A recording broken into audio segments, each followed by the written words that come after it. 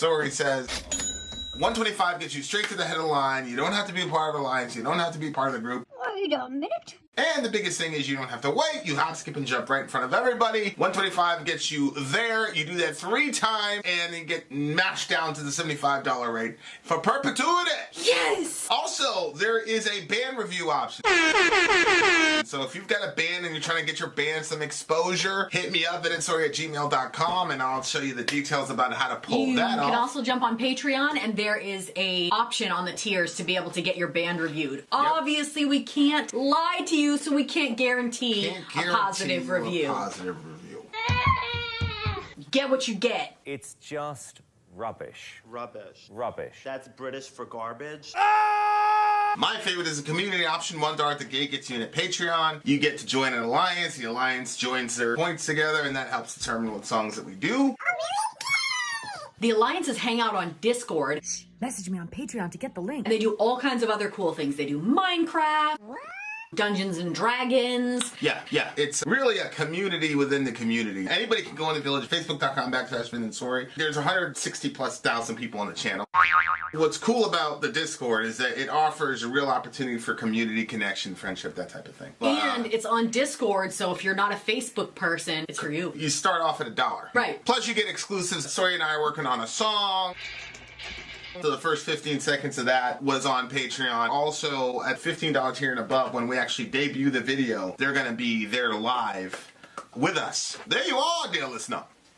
Buy our merch. Buy our merch indeed. A child shall lead them. To buy our merch. Yes, dear listener. Yes, dear listener. Type 22 if you can hear us. You should be able to, but I just want to make sure. All right, guys, we are back again as promised within a 24-hour period. This is the REVO stream. I think we've got a little pre-script to read, and then we're going to get right into it, dear listener. Yes, this stream has to do with war, the Civil War, I believe. Jihad. Fight. Okay, you have the little intro, little picture. Perfect. What does that say on the bottom? Can you read that? I'm going to blow it up. Okay. It's this lady sitting in this dude's lap. Oh, well. Oh, yes, that's right. I looked at it this morning. In cold weather, so is he that singeth songs to a heavy heart. Oh, okay. That's a proverb in the scripture. It looks like... As he that taketh away a garment in cold weather, so that he singeth songs to a heavy heart. That's interesting. Okay. What does that mean? You take a blanket away from somebody and... Yeah, like you're singing little happy little tunes when a person's like heavy-hearted and trying to get them to be all happy with you when they're miserable. How about you put that computer down? All right. Okay. The cover image for tonight's stream is of the 1853 UK painting "The Awakening Conscience" by William Holman Hunt. He was a founder of the pre-Raphaelite Brotherhood. Their art was controversial. Raphaelite. Their art was controversial as it contrasted greatly with the neoclassical style that was often in vogue starting in the Renaissance era that sought to replicate classical Roman and Greek art that promoted order and rationality.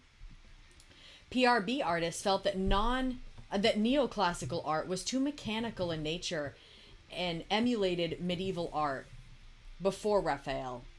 That evokes emotional reactions using religious and spiritual metaphors that they felt were being lost in their times. They were attacked as backwards-looking, controversial, and even blasphemous with their realistic approach that religious figures looked unflattering with its realistic depictions. Victorian art critics... Wait, are they saying they didn't like it that they depicted them that way? I think so, yeah. Victorian art critics of the time felt these artists were tasteless. The medieval era was thought of as dark since it had little scientific and cultural advancement. From a different perspective, the classical artists, by emulating the classical Roman thoughts and art, were resurrecting Babylon as the rational and order approaches to life were influencing the Industrial Revolution in their colonial empires. They drew the same condemnations on the peoples whose lands they sought to subjugate as as at their own religious ancestors from the medieval era. This particular painting's spiritual symbolism was mostly ignored by critics as they focused on the sensationalism of the subject matter, which was often about poverty, immigration, prostitution, and the double standard of sexual morality in society. Babylon is Fallen is an old hymn that was first recorded in 1813 in the Shaking Quakers hymn book Millennial Praises. The Shaking Quakers were a millenarian, restorationist, Quaker Christian sect that were communal, celibate, pro-women's rights that immigrated to the U.S. in the 1980s right after England had lost the American Revolution. They were known for their music with random or choreographed dances and style of furniture. Their communities were in Ohio, Kentucky, and in the Northeast, and I attached 2 pictures of them dancing. Speculation is songs like these may predate further in the past, but it's hard to verify most songs weren't recorded unless the literate populations of the state or church documented it. America at this time was beginning the Second Great Awakening, which brought issues like temperance, abolitionism, and women's rights as issues as it spread Christianity across the nation as they converted non-believers. This recording is by UK folk group Swan Arcade in the 1970s. And, look at this funny type of dance.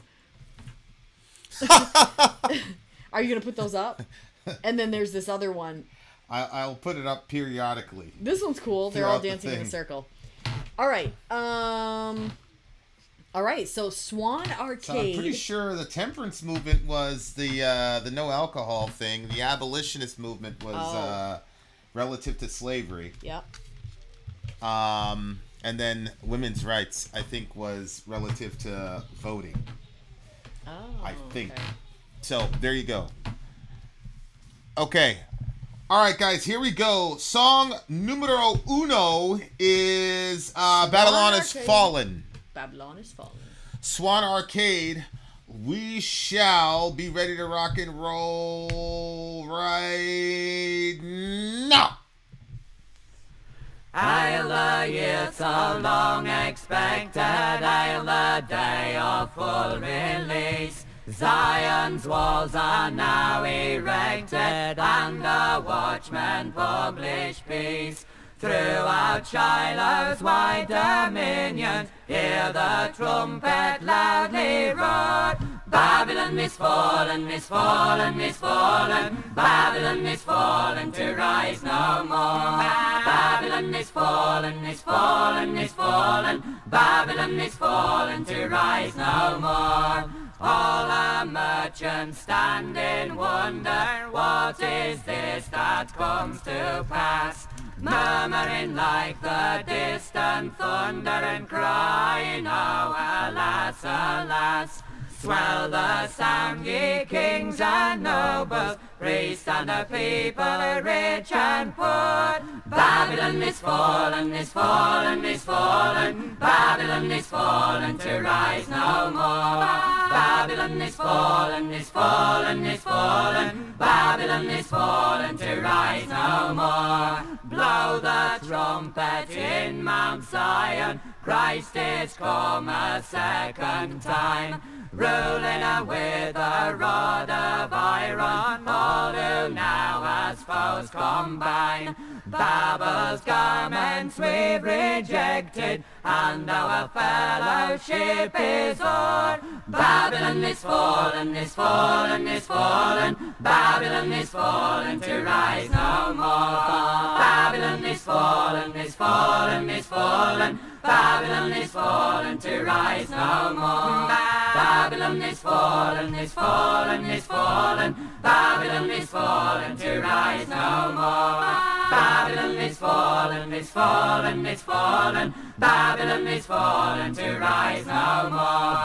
Babylon is fallen, is fallen, is fallen. Babylon is fallen to rise no more. Babylon is fallen, is fallen, is fallen. Babylon is fallen to rise no more.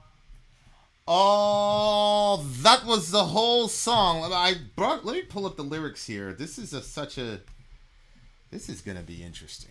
The tempo is appropriate. I concur. Okay, so I was reading the intro. So they were a Quaker hymn book of millennial praises, and these guys were millenarians, it looks like.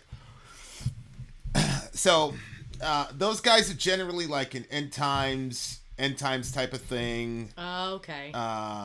Yeah, like et cetera, et cetera. Interesting. Okay, so that's around the time that the JWs started popping up and the SDAs. There was a lot of, I mean, that was pretty early. This is going like prior to the Second Great Awakening. 1976. It wasn't 1976. That's when they record. That's when this band Swan Arcade probably recorded the song in 1976. This is like 18 right. Whatever. So it was kind of. Let me get this. Correct me if I'm wrong, Revo. These guys were looking at. They were a sort of an end times focus. God's gonna change things type of group. It looks like. So with that in mind, yeah, it sounded more like a chant than an actual song. Correct. Yeah. I agree with that too. Yeah, for sure.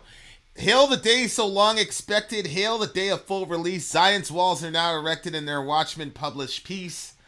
Throughout Shiloh's wide dominions, hear the trumpet loudly roll. Okay, so Shiloh, you know Shiloh. No. Shiloh is another name for the Messiah or Jesus. So remember when Jacob was blessing his sons and he got to Judah and he says the scepter will not depart from Judah until till him who belongs comes and the nations pledge their obedience to him.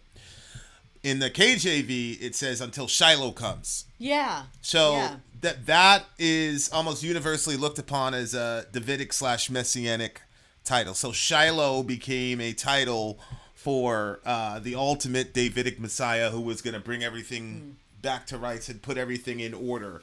So when it says Shiloh's wide dominions, hear the trumpet loudly roar, they're talking about Christ. They're talking about Jesus having the obedience of the nations, because it says the scepter will not depart from Judah, or the ruler's staff from Shiloh until the obedience of the nations is his. I think that's what it says. So these guys are looking at Christianity spreading in the spreading throughout the world, and Zion is. So it's really interesting. Augustine wrote this book, the City of God. That was the name of Augustine's book. It was one of his more famous books. And essentially, he divided the world into two cities. Okay. The city of man and the city of God. And in Augustine's mind, if you wanted to understand the ultimate meta-narrative of the Bible, it really comes down between the city of God versus the city of man. Okay? So, obviously the city of God is where peace, justice, and righteousness reign, and where God is prioritized in his rightful place, and then everybody loves God and loves neighbor as himself. So it's like the idealized world, right? In Augustine's mind, that would be the city of God. The city of man is where man is at the center, man is at the focus, and when you put man as the center and the focus, then whoever's stronger at that particular time is simply just going to oppress everybody else. Okay? So in Augustine's mind, you had the city of God versus the city of man, and from Genesis all the way to Revelation, they're in competition with each other all the time. And so what ends up happening is these two, Babylon and Zion, become shorthands for Zion is the city of God, Babylon is the city of man. Right? And that starts in the Tower of Babel, or Babel, where they say to themselves, let's build a city and a tower to make a name for ourselves. That's what it says. So that starts in the Tower of Babel. They made a city and a temple essentially to make a name for themselves, to make themselves important, that type of thing. And whether you're a Christian or not, you know the story. God finds a way to destroy that. And then the very next chapter, we're introduced with Abraham, and then God says to Abraham, I'm going to make your name great. So in 11, they were saying, we're going to make our own name great. God destroys that. You might get the idea that, oh, God doesn't want to exalt humanity. Well, he does. But as we have demonstrated with a country like America, when you have humanity making all these great strides, if we don't have the priorities right, lots of people are going to end up dead. So the issue is never that God wants to hold human beings back. The issue is that we are like a 6-year-old with a 500 horsepower convertible, and it's like you're not ready to handle all that power, right. Because as a child there's a lot of shit you don't understand, and you could end up killing everybody. And so that's kind of the paradigm. So you have Babylon, which is about man-centeredness, and we're going to do what we want to do, and it ultimately ends in corruption and destruction. But then God's answer to Babylon is Zion, where everything is basically perfect, that type of thing. So when you look at the context here, when you've got slavery, you've got women being mistreated, you've got in their minds like a lot of drunkenness, a lot of immorality. When you look at that together, they're prophesying essentially that America is going to be that Babylon that falls, and then what comes after that is going to be a sort of a Zion type of idea. It's unfortunate now that the term Zionist is actually a negative term now, because in the modern day, Zionism stands for, unfortunately, Western colonialism, where we show up to Israel or Palestine, whatever people want to call it, and then we say, okay, this part belongs to these people. We're going to kick all these people off the land, and we're going to give all this land to these people. And so now the Israelis are the term Zionist has become almost a pejorative term, depending on what it's kind of ironic. So that's sad. Yeah, and so it's interesting because modern Zion is actually Babylon, which actually is one of the theories of the book of Revelation. When you talk about Babylon the Great, which I actually believe, that the Babylon the Great in the book of Revelation is not talking about some pagan city. It's actually talking about Jerusalem, who had crucified Christ and got rid of all the apostles and anybody that was telling the truth.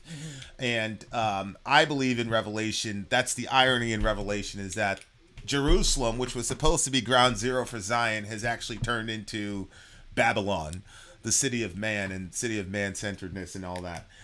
So the term Babylon, that's a bit controversial. Shout out to Ben Webb, Free Palestine. Yeah, I'm with it, bro. The term Babylon has come to signify powerful nation states that are extremely advanced but oppressive. And so in Rastafarian music, for example, Babylon, a Babylon system.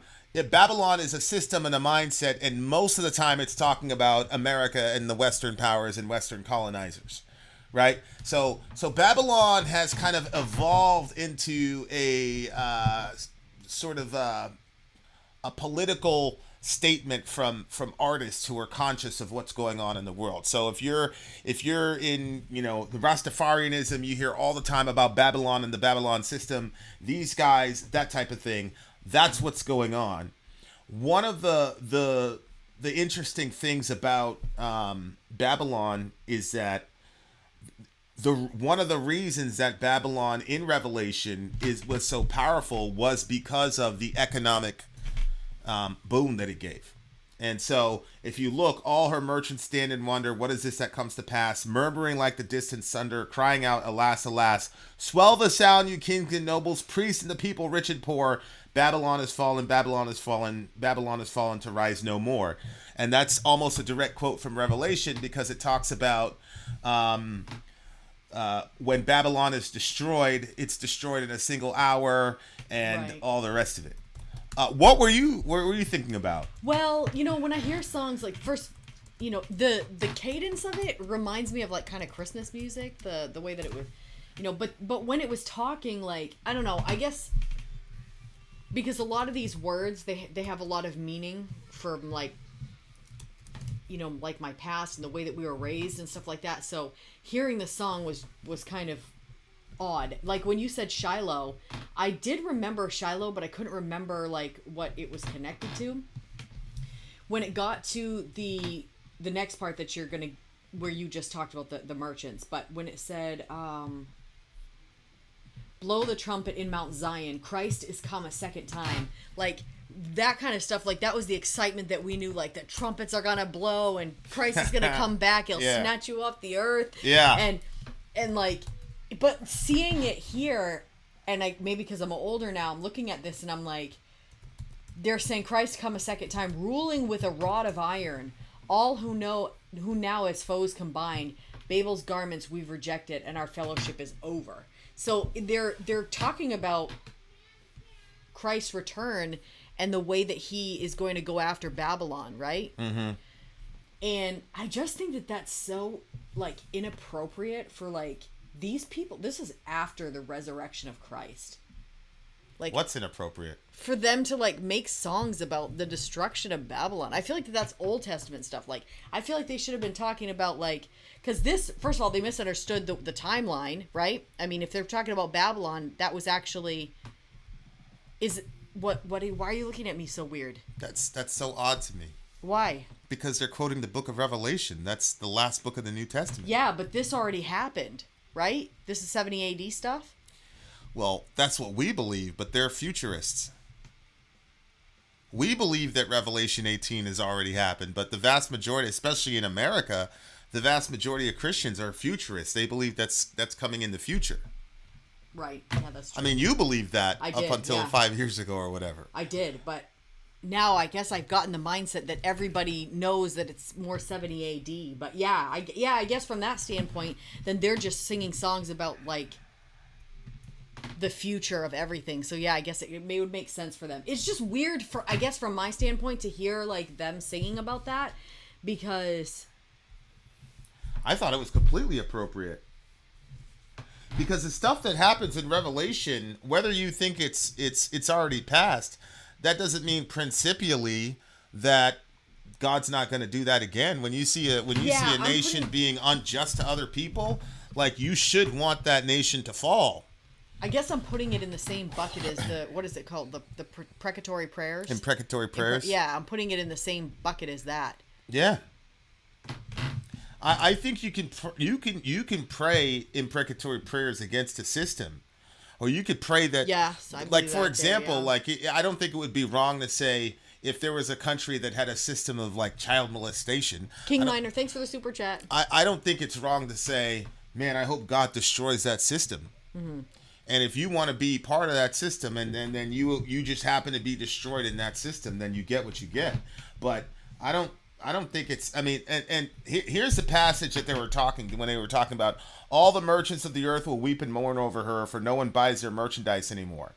Now check this out. This is one of the reasons why, remember, these guys were abolitionists. So an abolitionist was saying no slavery, no compromise, no intermittent freedom. Mm-hmm. People have to understand that during that time period when you had slavery, it wasn't like everybody was saying, yay, we should have all slaves. There were slave revolts, there was a Nat Turner rebellion, and so there was this discussion on what are we going to do with these people? Yeah.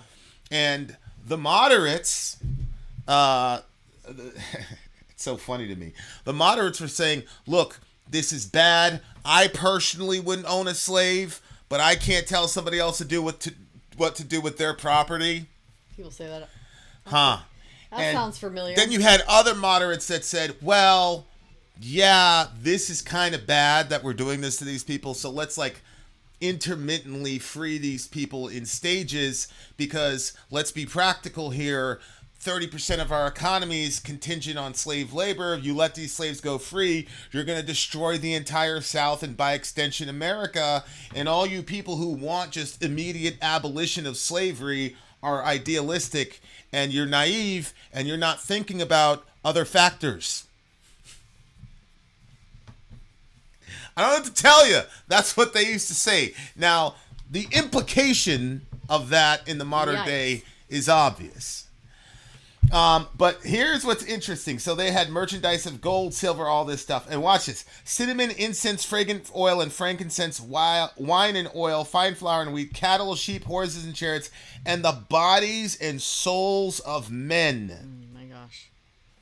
Okay? So the abolitionists in that time period obviously took these verses and said, yeah, man, there's no difference between the Babylon I see in Revelation and the Babylon that's in America right now. And everybody knows that America is really evil for doing this shit to these people. Even the English got rid of slavery, but at the same time, at the height of the transatlantic slave trade relative to America and the cotton gin, America was outstripping Caribbean nations relative to cotton production, which, if you know anything about that, is impossible, could only be done at the hands of slave labor. So you had people that are saying, yeah, that's pretty terrible. It's kind of like what we do. It's like, yeah, we understand, people in Apple factories are killing themselves and all the rest of it, but it kind of upholds. Oh, really? It kind of upholds our economy. And so. Apple? Oh yeah. Apple's notorious in China. They're notorious for killing themselves. Oh yeah, people kill themselves all the time over there. In these. So the point is, like, that's why they saw a correlation between Babylon, which is the ultimate bad guy in the Bible, like the ultimate bad system in the Bible. Put it that way, because it was a system where you had systemic oppression of the strong over the weak. And so there you go. Now, so that's what I'm saying. Like, I don't think it's inappropriate to pray against the dissolution of that kind of a system. I pray against. Yeah. I've prayed a bunch of times, like, okay, like, God, we're doing these horrible things in this country to these babies. Kill us all or stop it. But one way or the other, it's going to end. So it is what it is. Yeah. Interesting song right out the gate. So there you go. I like the chant. I like the intro. I wonder if this was used in, like, their church gatherings. I'm almost sure it was. Must have been, right? Yeah. I'm surprised that, what's that song? Glory, glory, hallelujah. That was also one of the songs that was created by the Quakers. And it was relative to the Civil War, where it talks about Christ. He died to make men holy. We will die to make them free. Yeah. So, yeah, good song, good chanting. I'm going to give this one a solid 9. Whoa. This was a 6.2 for me. Ben says, which is why I'm a socialist. We should strive to create automation as much as possible. However, under capitalist systems, automation only benefits the capitalist class. Capitalism is slavery. Yeah, you should have been here yesterday, Ben, where I essentially said that the slavery, the vast majority of the slavery that you heard about in the Old Testament was simply an employee-employer relationship, and that people would have a better chance. People would have a more humane existence as a slave in the Old Testament than a regular 9-to-5 employee in America. So I made that case yesterday, but you missed it. But the day has just begun, dear listener. I shall return and show South Shariah. Yes. I gave it a 9. What did you give it? 6.2. 6.2. We shall return. Wait, at 6.2. Why? I thought that I was waiting for you to say something. Didn't have a guitar or something like that? The vocal style wasn't really, like, the way that they were singing. I wasn't really a fan of it, and it just, like, the way that it. I don't know. I didn't really like it. I wasn't really a fan of it. 6.2. Yeah. Okay. The day has just begun. We are Soraya for her horrible taste in music and scoring. Jeez. We shall continue, dear listener. I'm Ben. I'm sorry. If you would like to get your song reviewed, dear listener, there's the Filthy Capitalist option. As Sori says, 125 gets you straight to the head of the line. You don't have to be part of the alliance. You don't have to be part of the group. Wait a minute. And the biggest thing is you don't have to wait. You hop, skip, and jump right in front of everybody. 125 gets you there. You do that 3 times, and then get mashed down to the $75 rate for perpetuity. Yes! Also, there is a band review option. So if you've got a band and you're trying to get your band some exposure, hit me up at VinandSori@gmail.com, and I'll show you the details about how to pull that off. You can also jump on Patreon, and there is a option on the tiers to be able to get your band reviewed. Obviously, we can't lie to you, so we can't guarantee a positive review. Get what you get. It's just rubbish. Rubbish. Rubbish. That's British for garbage. My favorite is the community option. $1 at the gate gets you in at Patreon. You get to join an alliance. The alliance joins their points together, and that helps determine what songs that we do. The alliances hang out on Discord. Message me on Patreon to get the link. And they do all kinds of other cool things. They do Minecraft, Dungeons and Dragons. Yeah. It's really a community within the community. Anybody can go in the village, facebook.com/VinandSori. There's 160,000+ people on the channel. What's cool about the Discord is that it offers a real opportunity for community connection, friendship, that type of thing. And it's on Discord, so if you're not a Facebook person, it's for you. You start off at $1. Right. Plus you get exclusives. Sori and I are working on a song. So the first 15 seconds of that was on Patreon. Also, at $15 tier and above, when we actually debut the video, they're going to be there live with us. There you are, dear listener. Buy our merch. Buy our merch indeed. A child shall lead them. To buy our merch. Yes, dear listener. Yes, dear listener. Yes, dear listener.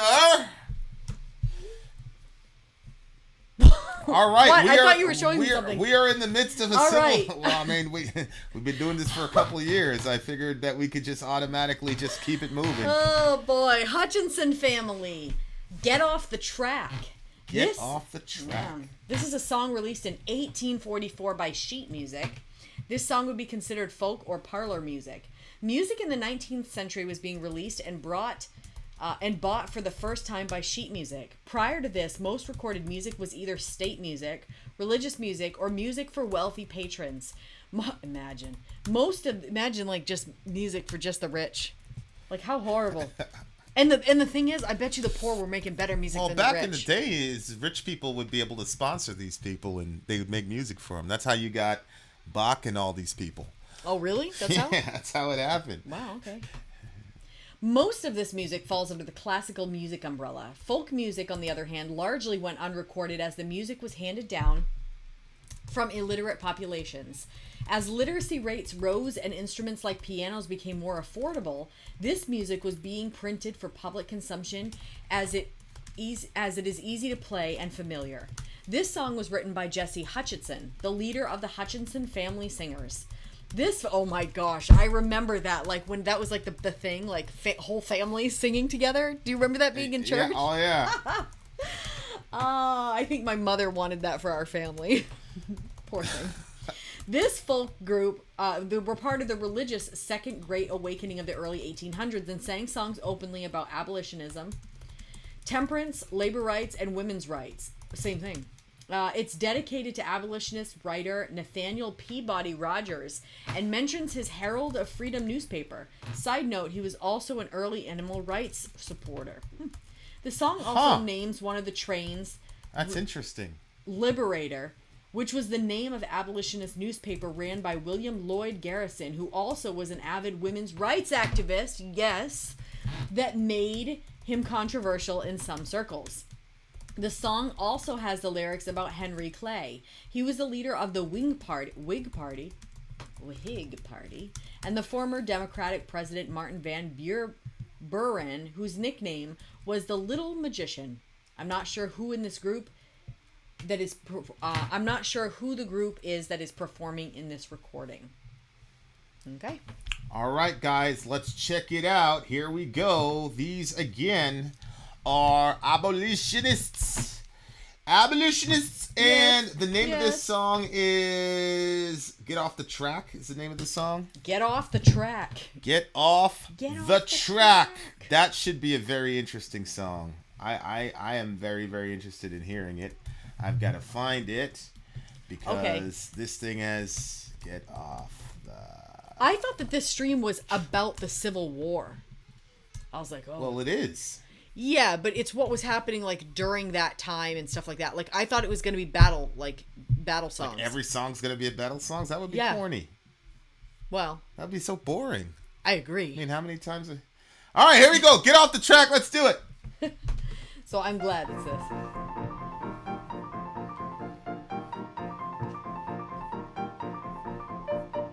Oh, the car emancipation rides majestic through our nation, bearing on its train the story, liberty, a nation's glory. Rolling along, rolling along, rolling along through the nation, freedom's car emancipation. Rolling along, rolling along, rolling along through the nation, freedom's car emancipation.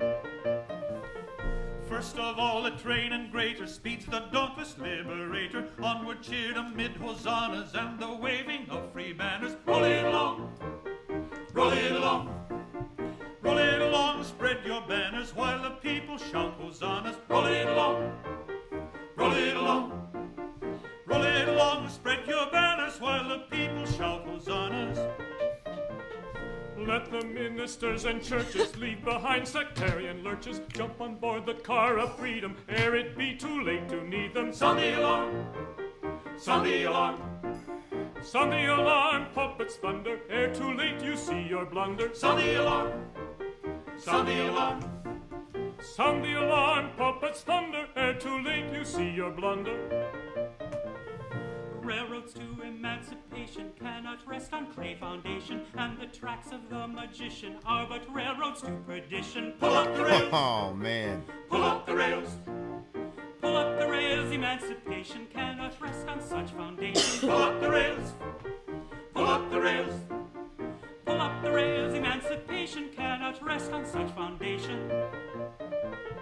All true friends of emancipation, haste to freedom's railroad station. Quick into the cars, get seated, all is ready and completed. Put on the steam, put on the steam, Put on the steam, all are crying, and the liberty flags are flying. put on the steam, put on the steam.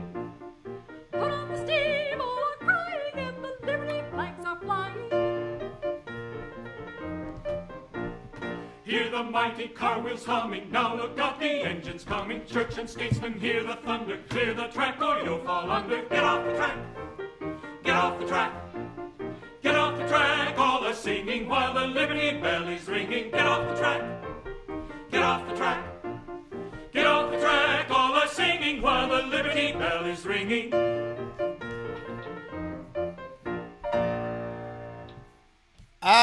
That was the Hutchinson family. Get off the track. What did you think about that one? I like that one. That one was upbeat, it was interesting, and I like the different voices coming in, like, well, the whole family.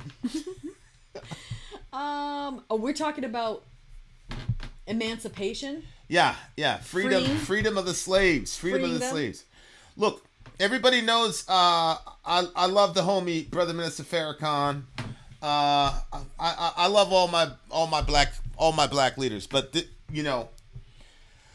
one of the major things that I disagree with Brother Minister Farrakhan is that, especially like standard original Nation of Islam doctrine, was that white people were like a different kind of human being.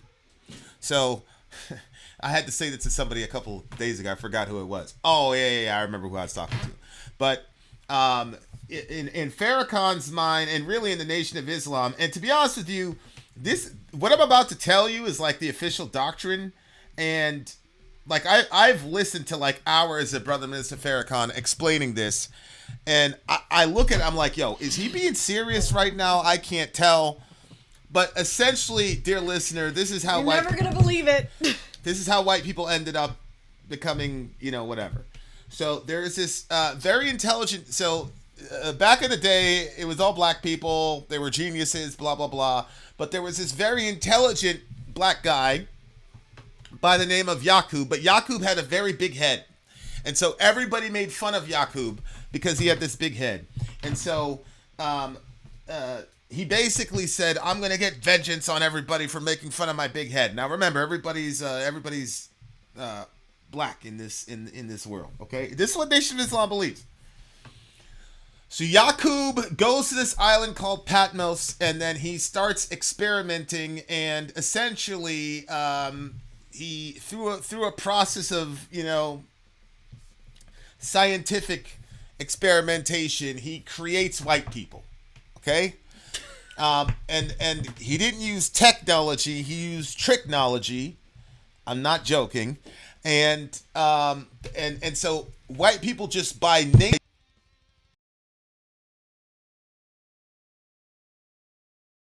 Be good because they were created in this lab essentially by the big head scientist by the name of Yakub who just made them like evil, and that's why by the time you get to the 60s, Elijah Muhammad, Malcolm, they were saying the white man can't be reformed. How can you reform a devil? So the white man's a devil, he can't be reformed. And that's why in the Malcolm X movie and in real life, the white girl comes up to him and says, what can I do to help the movement? Malcolm looks at her, says nothing, and then he keeps walking. Now, Malcolm went to his Hajj, went to Mecca, was worshiping right next to white Muslims. So he's as a crisis of faith, like, what the hell? Like, these people are supposed to be the devil, but they're circumambulating the Kaaba along with me and accepting me as a brother. So when Malcolm came back, he said, look, I'm willing to go with freedom-loving people all over the world. What does this have to do with this? Well, here's the point. You had John Brown, who I'm sure we're going to talk about at some point.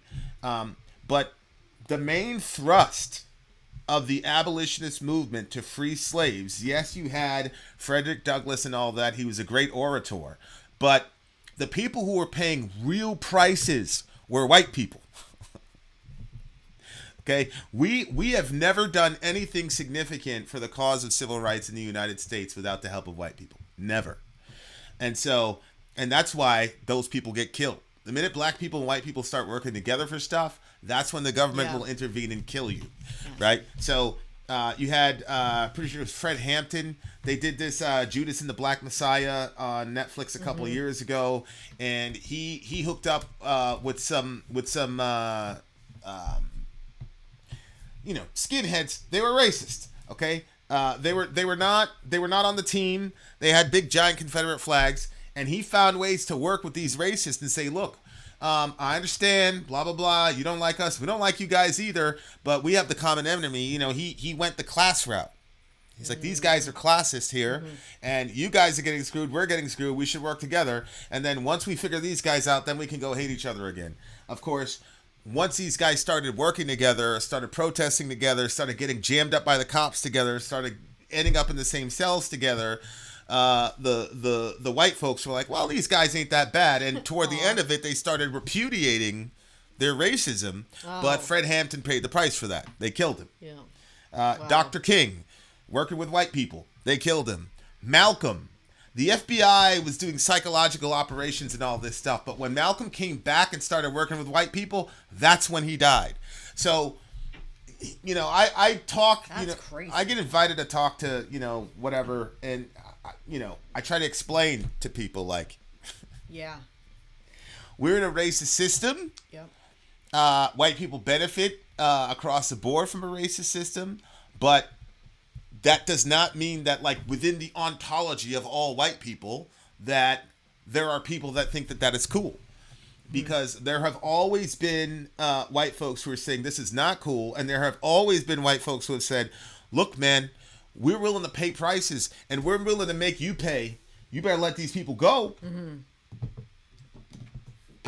You better let these people go. And I got to tell you another thing, that people really need to understand is they'll say, well, the Bible was used to justify slavery. Yeah. Almost at a clip of 95%, which I would say, look, go find secular atheist abolitionists who are willing to die over this shit in the 1800s. Oh, good question. Yeah. As a matter of fact, it was a secularist that came up with the term scientific racism. It was a secularist that were experimenting on us. It was a secularist that had peer-reviewed documents that were saying that black people were not actually, like, really, really human. It was religious people like this that were saying, I don't give a fuck what y'all are saying. We're not as smart as you guys, but these boys are human beings. You're gonna let them go. And so, all I'm saying is, I am not saying that secularism automatically leads to slavery. What I'm saying is, there are no guardrails to protect people from slavery in a secularist seats in Laban. There's nothing to appeal to. There's no third-party arbiter. Whereas these people were saying, this is wrong. They're creating the image of God. Mm-hmm. And you'll see right here where it talks about hosannas, while the people shout hosannas. Hosanna is what they were saying to Jesus when he was coming into the city, right? Yeah. Hosanna, which means Lord save us now. So it's an expression for God to save us. So they're talking about emancipating slaves and spread your banners while the people shout Hosanna, because they were saying that this is a God-ordained movement, that God's, one of Jesus's stated missions in Isaiah and in the New Testament is to proclaim liberty to captives. Okay? And as we all know, maybe you don't know, in Exodus 21, it says, if you go and steal a man, whoever steals a man to sell him, the one who steals the man and the one who sells him, both of them should get the death penalty. Mm-hmm. And that's one of the reasons that John Brown got to the point where he was saying, I don't even want America to repent. There has to be a blood atonement for what we've done to these people. So John Brown was saying, I want to instigate a war, and I wanted to get really bloody because we deserve this as a nation. So I'm just saying this to put some context around. It was religious, Christian, white people that were the impetus for the abolition of slavery. And it was funny. I wish I had the quote. There was actually a sermon from a preacher, and he said, now I know a lot of you in the audience feel bad for these Negroes because you think they're humans like us. But the latest science tells us that they're not humans like us. So you have no biblical case to fight for the rights of these Negroes. Okay. So it was the sort of leaking of modern secularist science into the religious mind, and of course the preachers were generally upper middle class, and they generally had enough capital to have slaves. So the people in the congregation were more apt to be like, hey, I think these abolitionists have a point. Mm-hmm. And the preachers had to find ways to justify why they were owning slaves. I mean, that's just a fact. So terrible. That's just a fact. So that's what's going on. Men of various predilections, frightened, run in all directions. Merchants, editors, physicians, lawyers, priests, and politicians. Get out of the way, every station. Clear the track of emancipation. Notice here, he's telling these people to get away. Notice who he's telling to get out of the way. Merchants, editors of newspapers, physicians, remember we talked about scientific racism, lawyers who are using the law to justify this and saying, hey, these guys aren't really human, priests, politicians, get out of the way. Because all of these people who occupied all these positions of authority had coalesced to try to justify slavery and end the abolitionist movement. Mm-hmm. Okay, so the abolitionist movement was a Christian movement that was really one of the real first grassroots movements in America. It was a movement that was really the countercultural movement where every aspect of society was all going in this direction. The editors for the newspaper and the media were all saying these people aren't human. The physicians were giving a biological justification for it. Jeez. The priests were giving a theological justification for it. The lawyers were giving a legal justification for it. All of these people in the ruling class had coalesced together because all those people were benefiting directly from slave labor. Yep. And the abolitionists were normal people that were saying, yeah, man, all you guys are smarter than us, but this doesn't seem right. Mm-hmm. And then people were saying that those people were being emotional. As a matter of fact, some of the physicians came up with this term called drapetomania. And drapetomania... Oh, yes, I remember. Drapetomania was an obsession with the concept of slavery. And so if you had... the other thing, too, is... Oh, I thought you were going to say the other one. Well, drapetomania also, for black people, was the obsession of black people to be free from slavery. Isn't that crazy? So the psychologists came up with a psychological term so that if your slave wanted to be free, it wasn't that he was in the image of God and he wasn't meant to be a beast of burden. It's because, oh, look at this poor Negro. He's got drapetomania because he doesn't understand that he's an animal. So Jesus. The reason that these things are important is so you have got to understand where you are historically. Mm-hmm. Are there a group of people that have been dehumanized such that the priest class, the lawyer class, the physicians, the media, the folks who control the media, are there a group of people who have all these people allied against them to dehumanize them so that we could do what we want, mostly for economic reasons? I'll let you be the judge of that, dear listener. You figure that out for yourself. Everybody talks about being on the right side of history. Whew. Ugh. And look, hindsight's always 20/20. Yeah.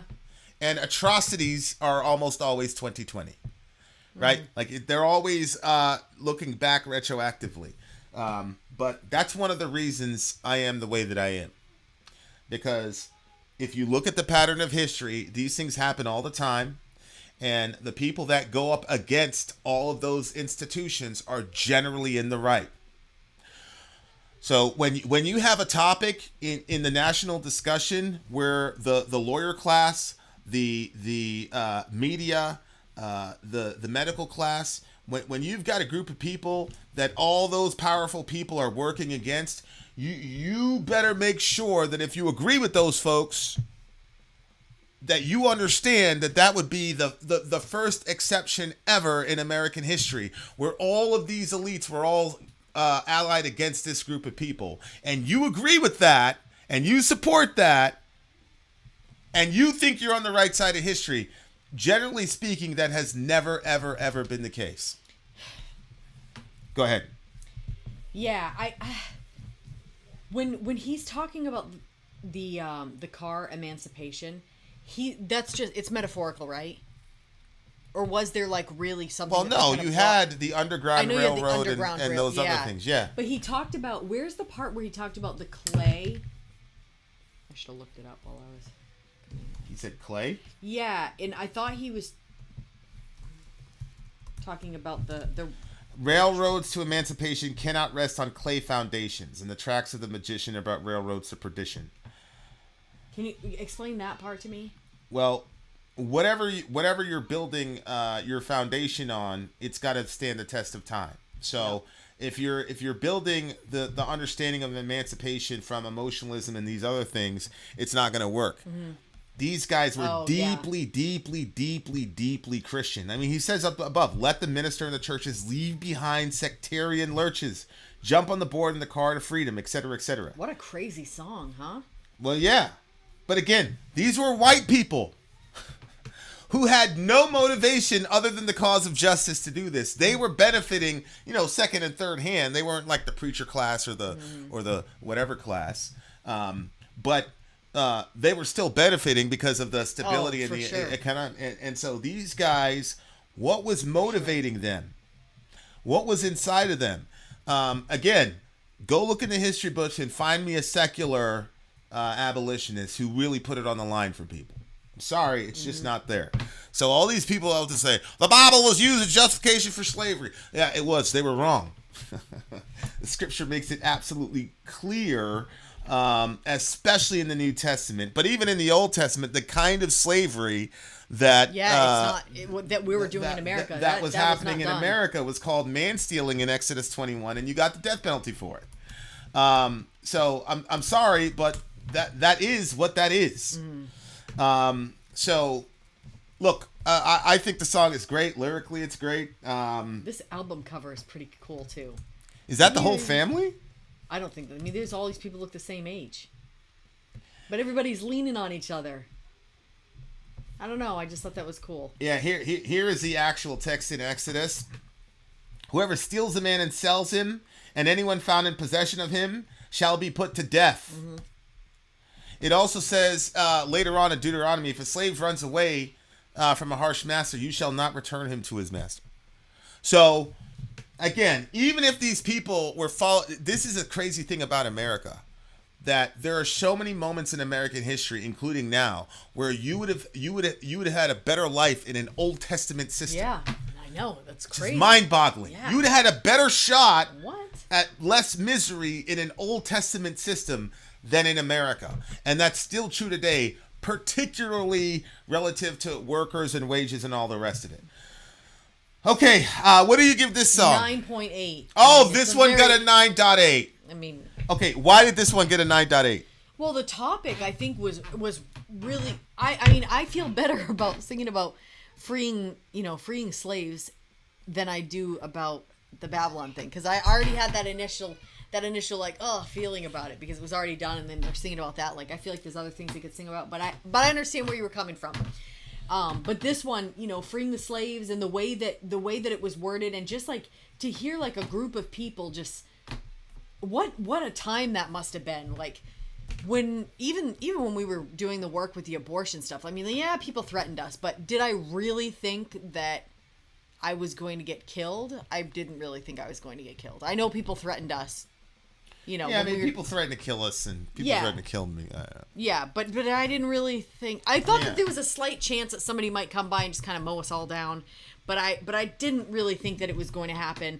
I do think that if you're at the time of slavery,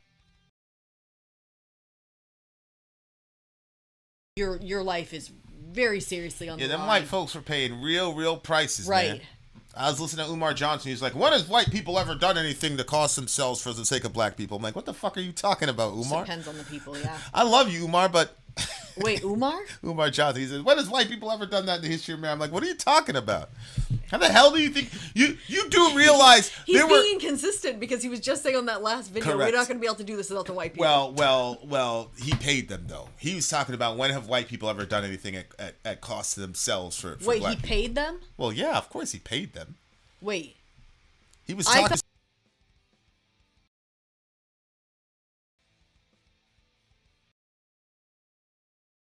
doing the typical thing that black companies do, all bootlegging shit. Okay. And so he had to go to the white folks. But he was saying, what have white people... I'm like, what are you talking about? I'm not even talking about the Civil War. I'm talking about prior to the Civil War. A lot of the shit that instigated the Civil War was white people. Mm-hmm. I mean, you cannot rewrite history. Mm-hmm. And everybody that's been around me for any period of time knows, like, I don't care. Like, I'm on Middle America. I jump on that thing and I say, half you leftists are racist bastards anyway. I don't see much difference between you and not. Like, so but like, history is history. Mm-hmm. And the facts are, every single significant black movement that has happened in America has been because there have been white people who are willing to put shit on the line.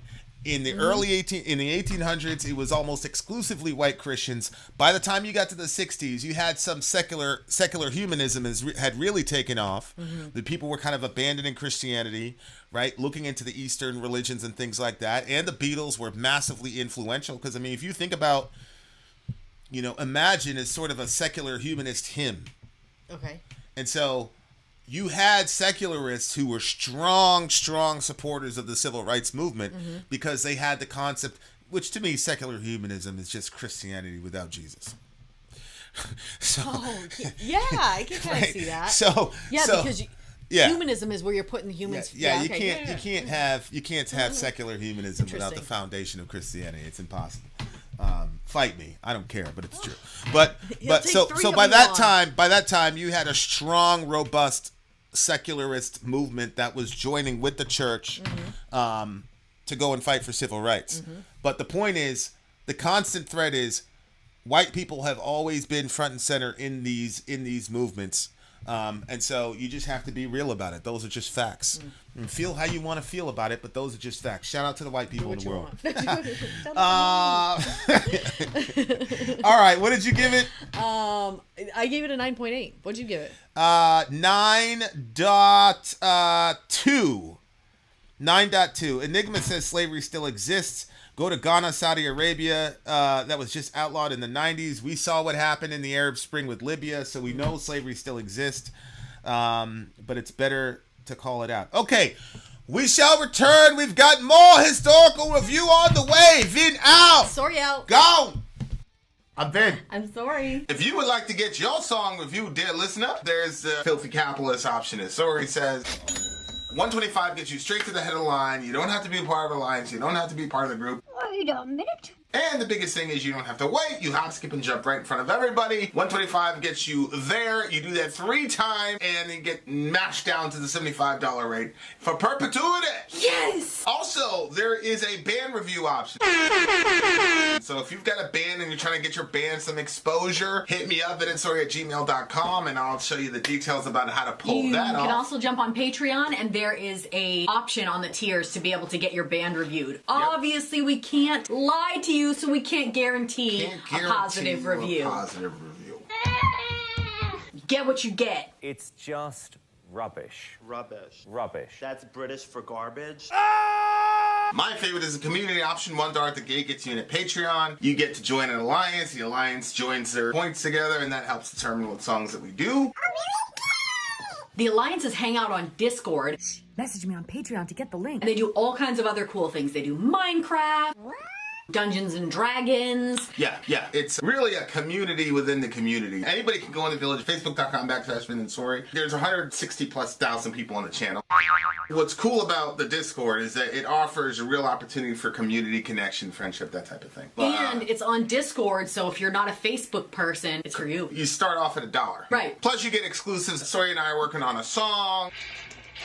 So the first 15 seconds of that was on Patreon. Also, at $15 tier and above, when we actually debut the video, they're going to be there live with us. There you are, dear listener. Buy our merch. Buy our merch indeed. A child shall lead them. So buy our merch. Yes, dear listener. Yes, dear listener. Yes, dear listener. My partner in crime is gone. Is gone. I would argue you could get secular humanism from Epicurus and bypass Jesus that way. I don't think you could, but that's a interesting discussion we could have for sure. Yes, you guys can ask me some questions because my partner in crime is somehow missing. Shout out, Sori vanished. Correct. Your sister has vanished, dear listener. I am now it's now Vin. That's the name of the thing. No. It's still VinandSori, guys. By the way, guys, gotta say, I'm not gonna lie to you guys. We missed you guys. We missed you guys a lot during the vacation. Look, Soraya has returned. People were like, "Where's Sori?" Every time I'm gone, everybody's like, "Good." Yeah. That's so untrue. People are like, "Where's Vin?" Read the thing. You gonna read the thing or? I'm pulling it up. Okay. All right. Pete Seeger. John Brown's body. Yikes. After the election...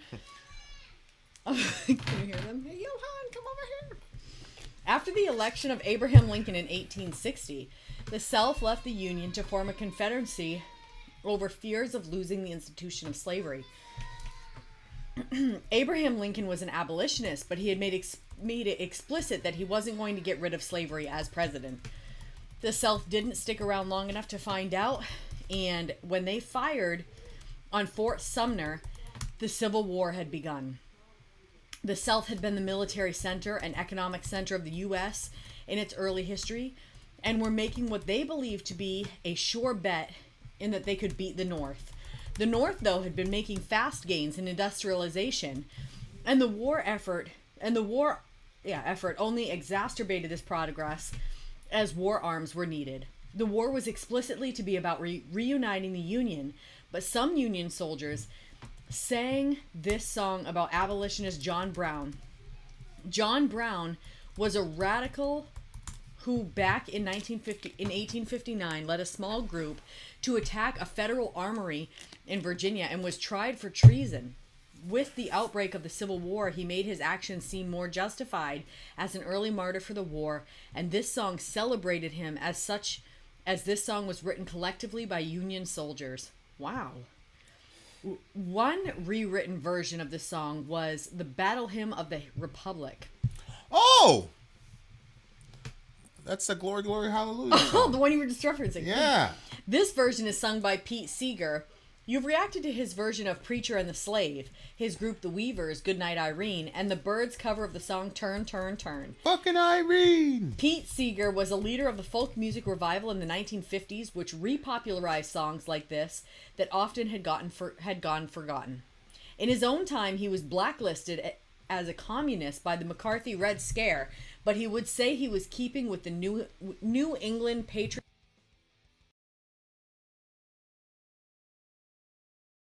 In the 60s, there was this game show where the contestants tried to figure out someone's secrets. One of the participants was someone that witnessed Lincoln's assassination. No. Yeah. That's pretty crazy. Could have been a little kid. Yeah, it's true. You know, at the thing in 1960. All right, guys. John Brown's body. Let's do this shit. You should try to find it, Benji. Let's go. John Brown's body lies a mouldering in the grave. John Brown's body lies a mouldering in the grave. John Brown's body lies a mouldering in the grave, but his soul goes marching on.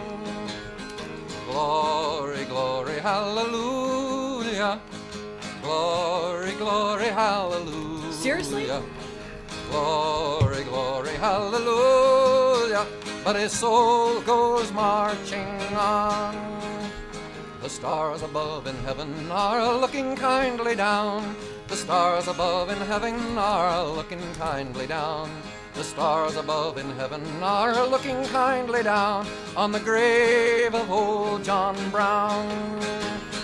Glory, glory, hallelujah. Glory, glory, hallelujah. Glory, glory, hallelujah. His soul goes marching on. He captured Harper's Ferry with his 19 men so true. He frightened old Virginia till she trembled through and through. They hanged him for a traitor, they themselves the traitor crew. His soul goes marching on. Glory, glory, hallelujah. Glory, glory, hallelujah. Glory, glory, hallelujah. His soul goes marching on.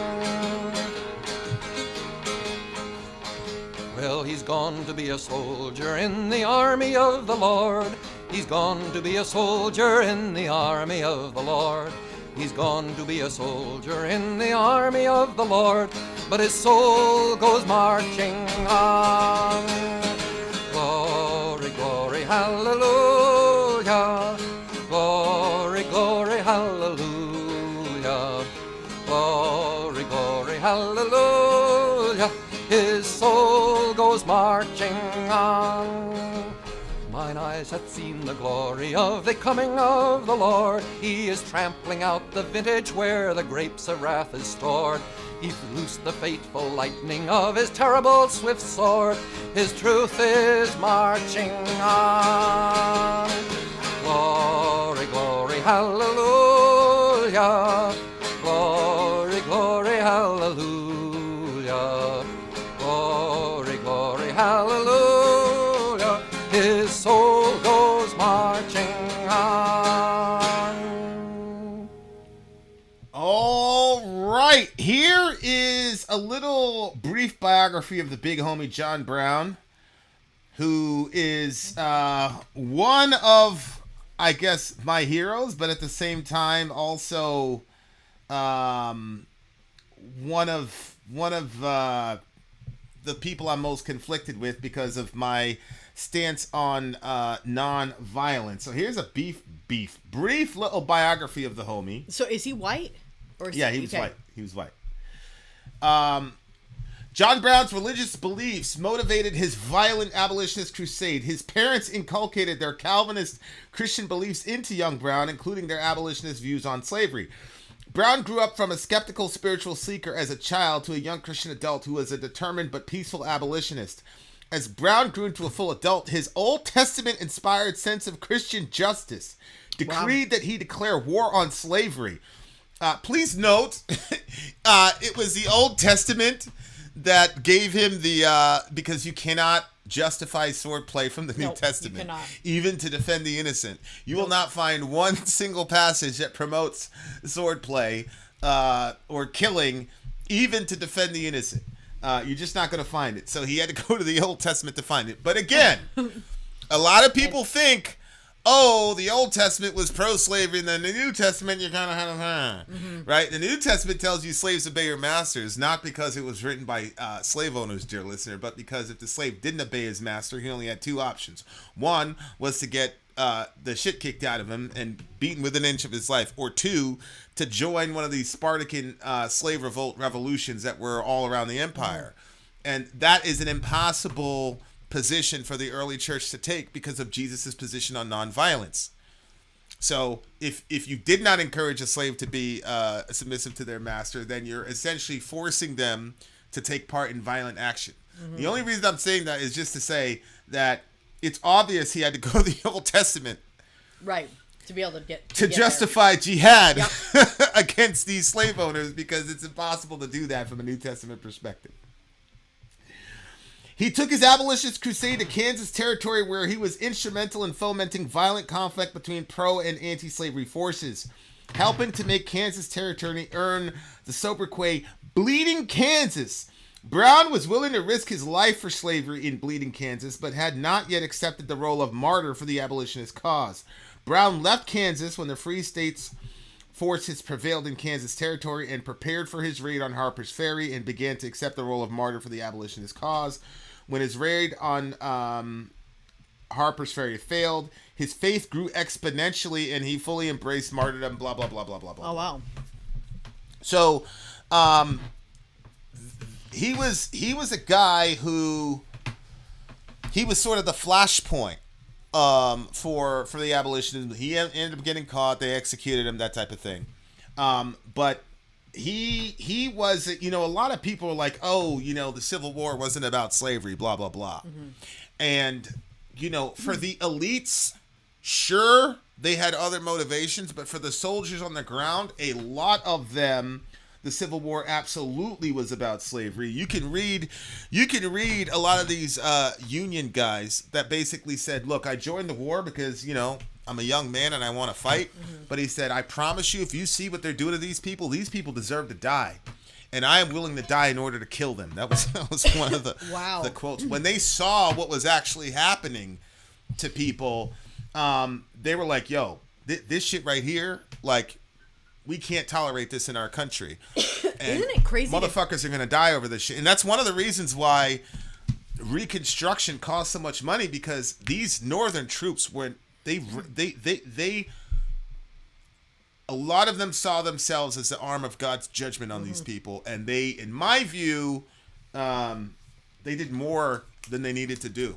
But they were just so enraged by what they were seeing that, but it really shows you like how a whole mass of people can get so used to dehumanizing other people that they themselves lose their humanity. And things that are supposed to terrify you and sicken you, you just get used to seeing. But when people from the outside come in to see what the fuck you're doing, they're going to want to kill you. So, but this is why I say, like, these are very important lessons to understand. The people in the South had gotten so used to these atrocities that they lost their humanity and they lost their ability. There's a passage in the Old Testament. God says Zion has lost her ability to blush, meaning she's lost the ability to feel ashamed of the actions that she's doing. And by the time you get to a guy like John Brown and a lot of these guys, it was clear. See, this is what I say about, like, most people are not sociopaths. But I think there is a high degree of sociopathy in what we call the elites. And so what happens is you're not a sociopath, but you may very well be influenced by one. And the inability to feel emotion or empathy is a hallmark of sociopathy. So I've got a friend right now that she's an atheist. She's an atheist pro-lifer. She just got arrested because they they had an abortion as health care on the outside. Got rid of the sign. She got rid of the sign, and they got pictures of her getting jammed up by NYPD. Yeah, I've vandalized all types of shit right in front of NYPD. Never got jammed up over there, but this girl gets jammed up for saying that shit. Look, it was a sign that was on public property too. Yeah, and look. Feel how you want to feel about it, but I cannot tell you. I describe, a very, very common form of abortion. And the response is, oh, you're trying to emotionally manipulate people. Or laughing emojis. Yeah, laughing emojis I look at as a defense mechanism. But really, what I hear a lot from people is, oh, you're trying to manipulate people. It's like, no, you're not getting it. Your mind has been captured by sociopaths. And because your mind has been captured by sociopaths, the only thing left is the emotional outlet to get you back into reality. I'm not one of these post-enlightenment folks where like the cognitive aspect of the human being is like the sum total and it's the only arbiter of truth. We have a lot of avenues by which we can get to truth. And one of them is through your heart, because sometimes your mind can get captured by sociopaths. And that's what happened to the South, man. Yep. Those people got these guys that were doing the slave ships and shit, they knew what they were doing to those people. Yep. They knew they were stacking those people. They were treating those people worse than animals. They knew that. And all the elites that were making millions of dollars knew that. And so they had to, you got to be a certain kind of sociopath to fucking promote shit like that. And so yeah, but the fact that these guys came down here from the north and were looking around and they got so much rage that they just like went overboard means it wasn't just that they weren't seeing the slave ships necessarily. They were seeing slavery.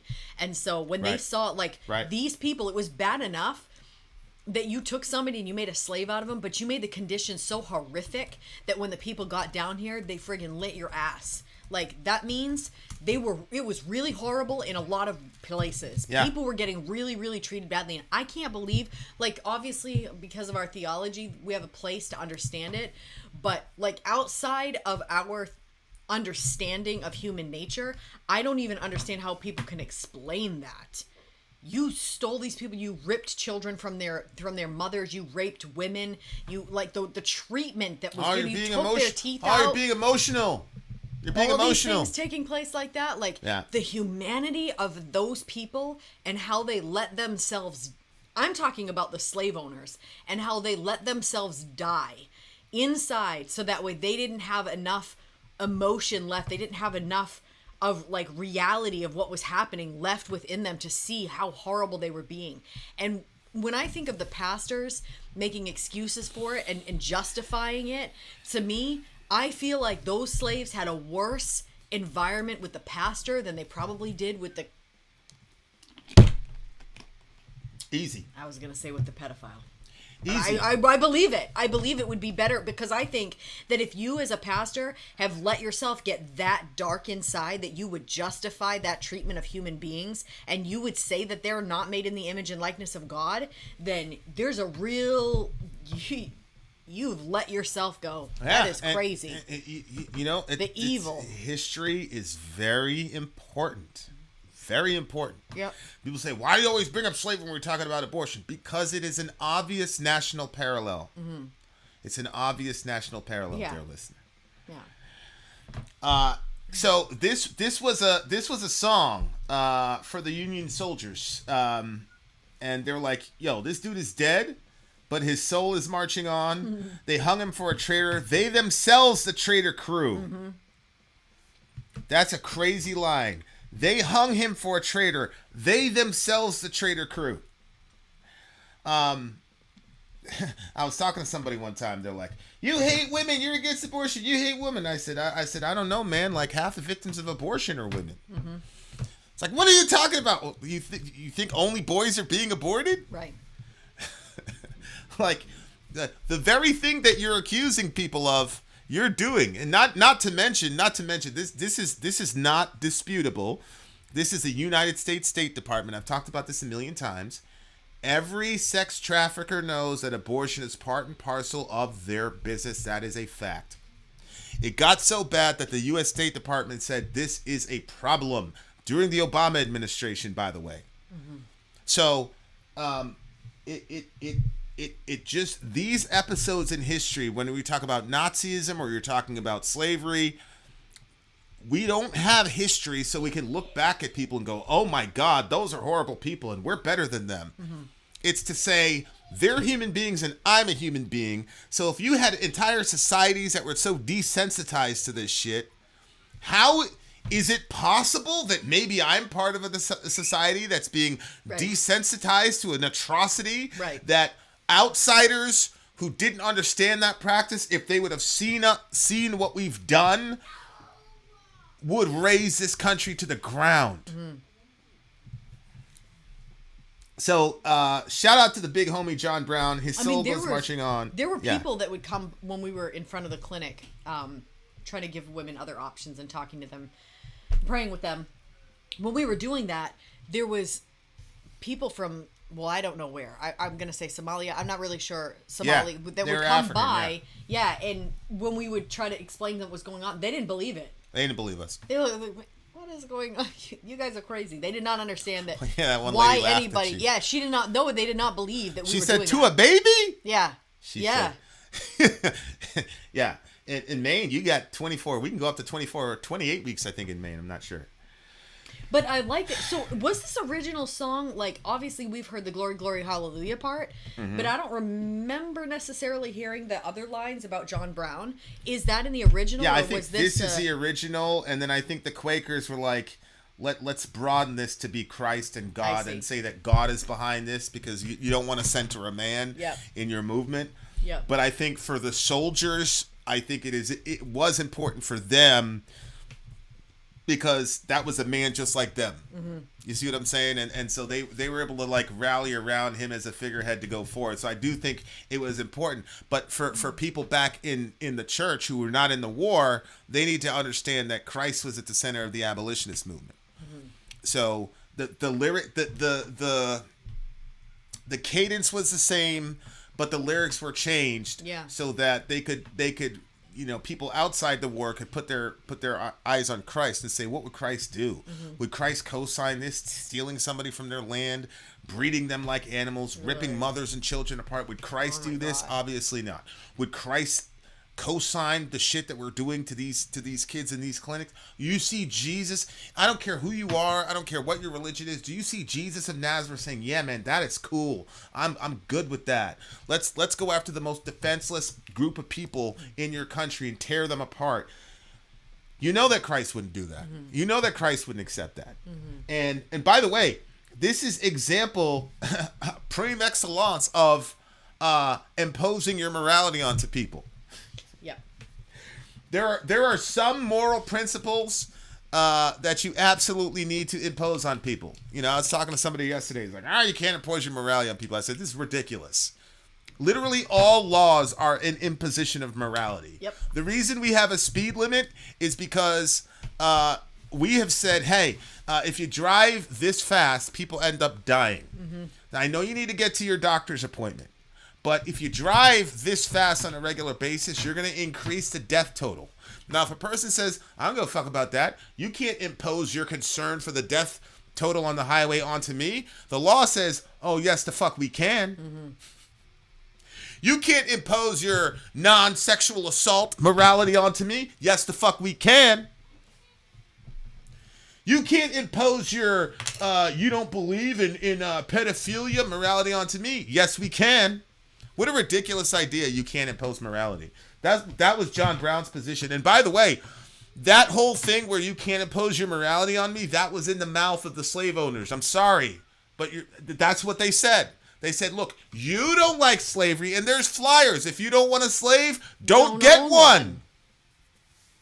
Does that sound familiar to you?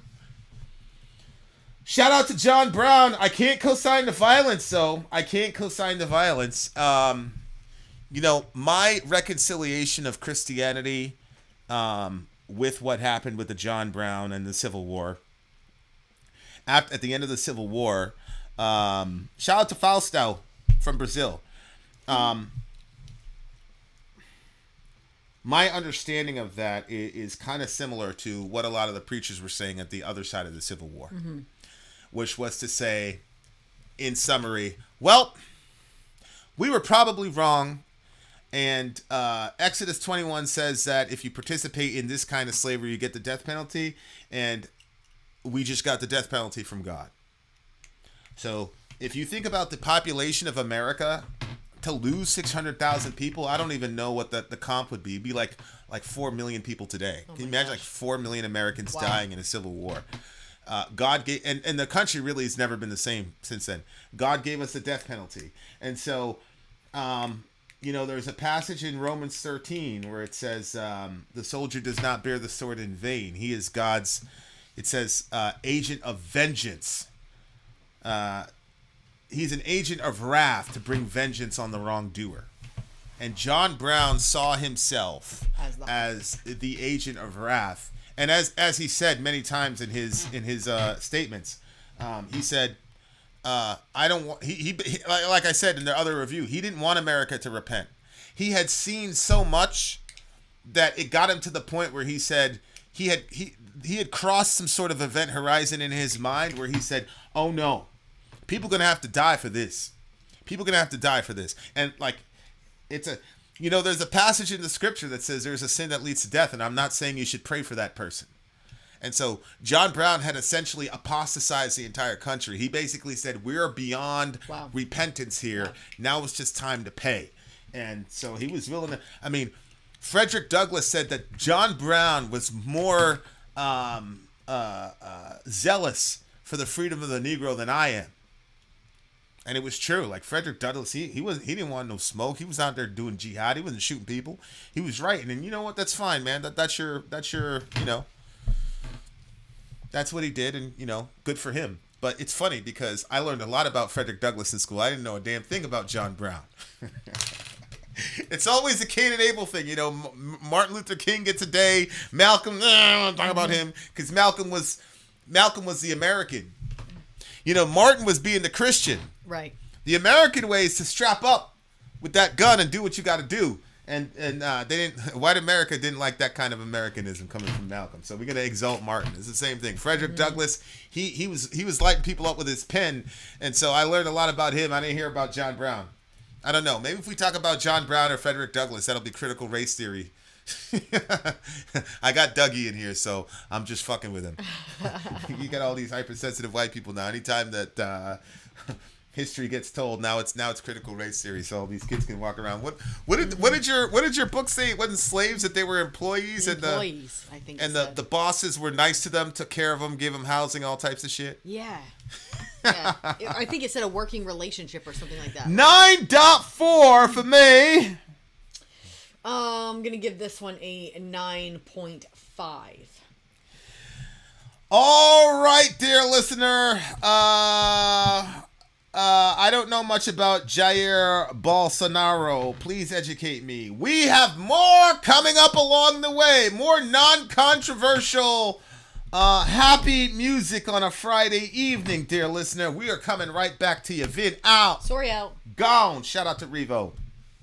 I'm Vin. I'm Sori. If you would like to get your song reviewed, dear listener, there's the Filthy Capitalist option. As Sori says, $125 gets you straight to the head of the line. You don't have to be a part of the alliance. You don't have to be part of the group. Wait a minute. And the biggest thing is you don't have to wait. You hop, skip, and jump right in front of everybody. $125 gets you there. You do that 3 times, and you get mashed down to the $75 rate for perpetuity. Yes! Also, there is a band review option. So if you've got a band and you're trying to get your band some exposure, hit me up at VinandSori@gmail.com, and I'll show you the details about how to pull that off. You can also jump on Patreon, and there is a option on the tiers to be able to get your band reviewed. Yep. Obviously, we can't lie to you, so we can't guarantee a positive review.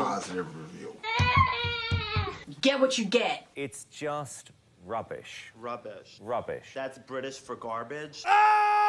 My favorite is a community option. $1 at the gate gets you in at Patreon. You get to join an alliance. The alliance joins their points together, and that helps determine what songs that we do. The alliances hang out on Discord. Message me on Patreon to get the link. And they do all kinds of other cool things. They do Minecraft. Dungeons and Dragons. Yeah. It's really a community within the community. Anybody can go in the village, facebook.com/VinandSori. There's 160,000+ people on the channel.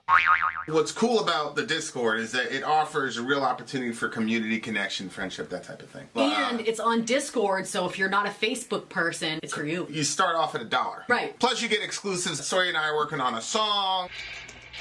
So the first 15 seconds of that was on Patreon. Also, at $15 tier and above, when we actually debut the video, they're going to be there live with us. There you are, dear listener. Buy our merch.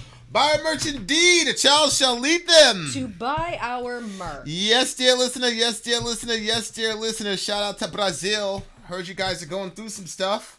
Much love to all the Brazilian people in the world. Hope you guys... Shout out to you guys. You guys will figure it out, inshallah. You guys will figure it out, I'm sure. Okay, guys. All right. This next song is Second South Carolina String Band. You should show them which one was Marilyn Monroe. Kingdom Coming. This is a song written by Henry Clay Work. Henry Clay Work was an abolitionist and was active in the Underground Railroad prior to the war. His songs evict the abolitionist spirit and give support for the Union cause in the Civil War. His biggest was Marching Through Georgia, about General Sherman's march. Kingdom Coming is sung from the perspective of a slave in the Confederacy awaiting Union troops to come and liberate him. This song was written prior to the Emancipation Proclamation, so in reality the troops weren't coming to end slavery just yet. This year, the Emancipation Proclamation was issued, which made the war about ending slavery. The North was seen as losing the war. The UK and the European powers were eyeing joining on the South's behalf, as they weren't able to get cheap products like cotton due to the North's blockage.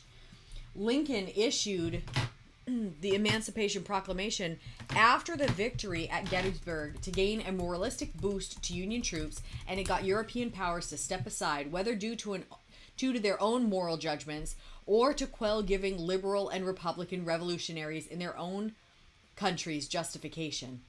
This recording is by the Second South Carolina String Band, which is a folk group that plays Civil War songs with their original lyrics to keep its authenticity. This song is sung with black dialect and can be seen as problematic, but this is how Union supporters would have heard and sung the song. The South had their fair share of songs rooting for their cause, such as You Are Going to the Wars, Billy Boy. One of the minstrel songwriters, John Hill Hewitt, at the age of 60, tried to join the Confederate Army and wrote songs praising the Southern cause throughout the war. Wow. Does that mean he was a pastor? No, he's a minstrel songwriter, John Hill Hewitt, at the age of 60. I thought minstrel was like minister. What is it? It's like some like racist show or whatever. But I'm confused about, was John Hill Hewitt part of this group? Well, one of the minstrel songwriters, John, at the age of 60, tried to join the Confederate and wrote songs praising. Oh, I see what you're saying. Okay, the South had their own version of that stuff. Okay. Here we go, guys. What do you call it? Kingdom Coming. Kingdom Coming. We're going to have to do this again. I'm going to have to put these lyrics up because these lyrics are kind of hard to... locate? Well, they're going to be a little bit harder to decipher because it's in that, like, real deep southern, whatever you call it. Okay. All right, guys, here we go. Kingdom Coming. Here we go. Holy shit, that sounds so...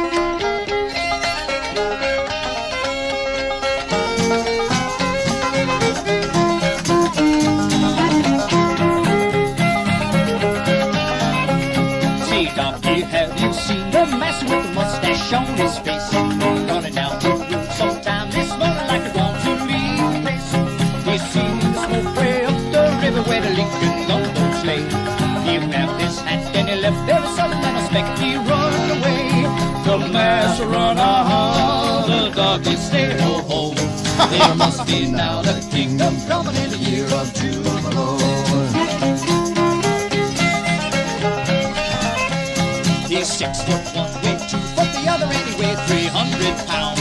His coat so big it could fit a tailor, and he don't go halfway round. He drills so much they call him captain, and he gets so dreadful tan.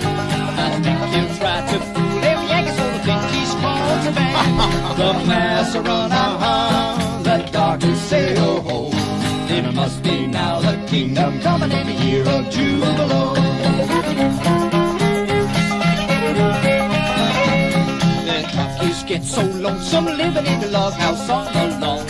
They move their things into masses, follow for to keep it while it's gone. There's wine and cider in the kitchen, so the darkies they'll have some. And I expect it'll all be confiscated when the Lincoln soldiers come. The mass run, the darkies say ho ho. There must be now the kingdom coming in the year of Jubilo.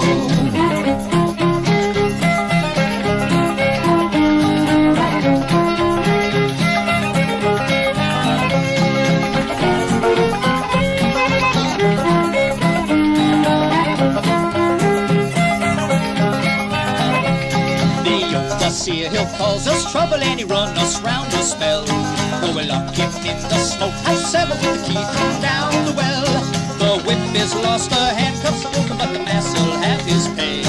He's old enough, big enough, shoulda known better than to go and run away. The mass run, the darkies say oh oh. There must be now the kingdom coming in the year of Jubilo. The mass run, the darkies say oh oh. It must be now the kingdom coming in the year of Jubilo.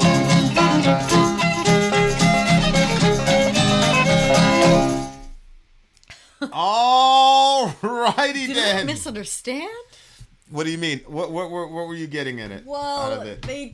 they talked about how he was a lodge man that couldn't pay the tailor to get so clothes what? that would fit. Yeah, and he was then 6'2", 300 pounds then in that later bitch. on they're saying basically when the North was coming, are they saying that the master started running and they put ha ha after, like they were thinking it was funny? Who told them to do that or something like that? Well, the whole song is like that. Like this is what I talk about, like racism. Like these guys are racist. Hey, darky. Known better than to run away. No, like the say Wait. darky. Say darky. Have you seen the master with the mustache on his face? Like that's how the song starts out. But like the darky is the good guy in the song. They're basically saying, yo, let's have some wine, all that shit, blah blah blah. We got the master. He's an evil bastard anyway. Fucking, we don't care about him. Like that's what people don't understand about like this whole like the whole racism thing. Like, okay, it's problematic, whatever. But like in their hearts, they were trying to free these slaves. But at the same time, like they're inundated. You're socialized in America. Yeah. Like this is why I said it like a couple songs ago. Like I told a bunch of left wing people on my channel, like y'all racist as fuck. Mm-hmm. Like one of my friends said, he's like, yo, what's with all the racism on your channel? I'm like, bro, they're not like they're good hearted people, man. It's just that they don't see it. You know what I'm saying? Because think about it. They were looking at this guy. You own slaves, bro. Right. And these guys were risking their lives to free this guy. Does that mean that means that automatically they were perfect angels? No. And here's another thing. Here's another shocker. Does that mean that the slave owners were only horrible people? No. This is the human condition. Mm-hmm. You're in the image of God, and as such, you want to free these people, but you have a sinful nature, and as such, you're going to say, hey, darky, blah, blah, blah. I don't even know, to be honest with you, if darky was even an insult at that point. There's a guy in the New Testament when they had it's a very, very important church council, church history, and his nickname was Niger, Niger, and it literally basically it was like the black guy, like that's the translation. They're not going to translate it that way. I think his name is Lucius. His name was Lucius, who was called Niger. Okay, so the guy's name is Lucius, and they called him Niger, Niger, in the Greek, because it's the black guy. And then it's interesting because a lot of these guys in the New Testament, they all had nicknames. You had Didymus, Thomas was named Didymus, which means a twin. Peter was called Rocky. I mean, so the nickname thing was something that Christ did. I mean, really, God does that all through the Old Testament, but Christ picks it up in the New Testament. And so the New Testament church, this guy Lucius, he got converted. Dude was black as a tire, so they called him Niger. I don't think they were racist for saying that, bro. Yeah, it's not racist to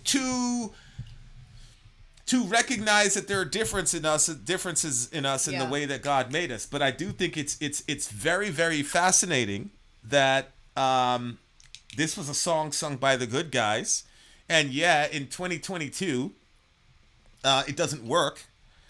But at the time, I'm certain that they were in the banjo around the fire, eating their dried ham or whatever it is, and swilling their beer with their black. Hey, darky, blah blah.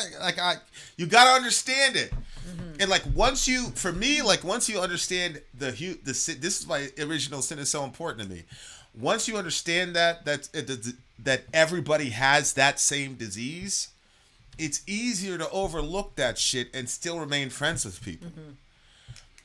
But what happens in our current modern world, people talk about being politically correct. I don't think it's being politically correct. I think it's trying to find a way. Some of it is political correct, blah, blah. But it's trying to find a way to have a conscientious morality without understanding human sinfulness. So if you tell a person you still have vestiges of racism in you, they're hearing you're the worst possible person in the world and you're irredeemably bad. Yeah. So they're going to say, no, right? We'd had that conversation a bunch of times. You'd bring it up kind of half, in a jokey sort of way. You'd be like, she was such a racist when I first met Sori. Yeah. And I would deny it. In our beginning videos, I'd be like, I was not, blah, blah, blah. Now I look back and I'm like, I mean, I'm sure I still have some of it now that I don't even realize. Stuff that you're just used to it being one way and you don't realize. When the whole discussion happened about people being like, oh, well, the Ukrainians look like us, and then them caring about what was happening over there because they look like them, I was like, it is true, because I feel like once I had mixed kids, then when I saw the stuff that was happening overseas, it affected me differently, because I picture my little kid in that situation. And I didn't do that when I only had Selah. Right. And look, that lady who said that, these people look like us, they could be us. If you were to tell that lady, you're racist as fuck, she'd be like, what? She would be absolutely offended. Right? And the rest, think about it. What mentality do you have to say that shit on national television? Right. That means it's so that means you don't get it. You really don't know. You don't get it. And so it's like you think she's the only person in that situation? Ridiculous. No, certainly not. Say, Darky, have you seen the master with the mustache on his face coming down the road sometime this morning like he gonna leave the place? So wait, when the way that they're talking, it kind of sounds like how they always, depict slaves talking. Yeah, this is... is it one slave talking to another? This is, I think it's a white dude talking to the black dude in Ebonics, basically. Oh. To level with him? Well, yeah, it's celebrating, because if you read the rest of the story, it's basically celebrating the destruction and the humiliation of this guy. Absolutely. That's your favorite word, right? Coming down the road sometime this morning like he gonna leave the place.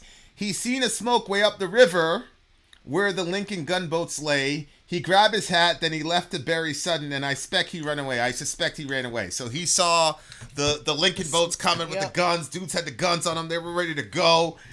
The mouse run, ha ha. The darky stay, ho ho.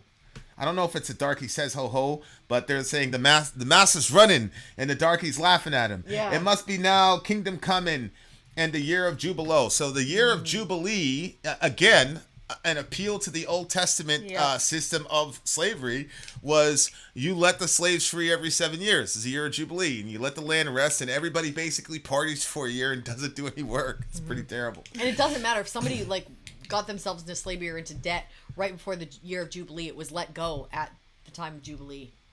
He's 6 foot one way, 2 foot tutter. So I think the guy is 6'2", and he weighs 300 pounds. His coat's so big he couldn't pay the tailor, and it didn't go halfway around. He drills so much they call him captain, and he got some. This is funny.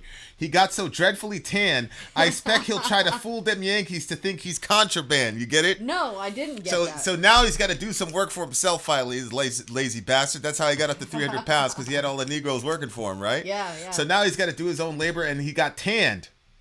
So now he's going to try to run up north and try to pretend that he's contraband. In other words, hey, I'm black. Because he's tan. And then it's the masses running. The darkies got so lonesome living in a long house. The darkies get so lonesome living in a log house on the lawn. They move their things into Massa's parlor to keep while he's gone. So now that the house is abandoned, now the black guys get to move in, and basically they're chilling in the living room of the people that used to own them. Yeah. It's kind of like the change of fortune. Yeah.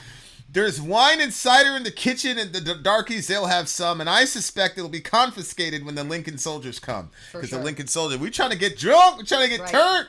Right. The observer, he causes trouble, and he runs around a spell. We will lock him in the smokehouse cellar with the key down to the well.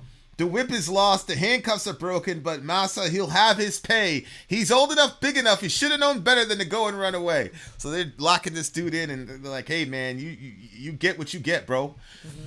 So, yeah, I mean... Leave him down there to rot. Yeah, I mean, you know, like, it's crazy to me. Like, people will look at the term darky or whatever and, like, miss the entire warp and move of the song. They'll miss the point.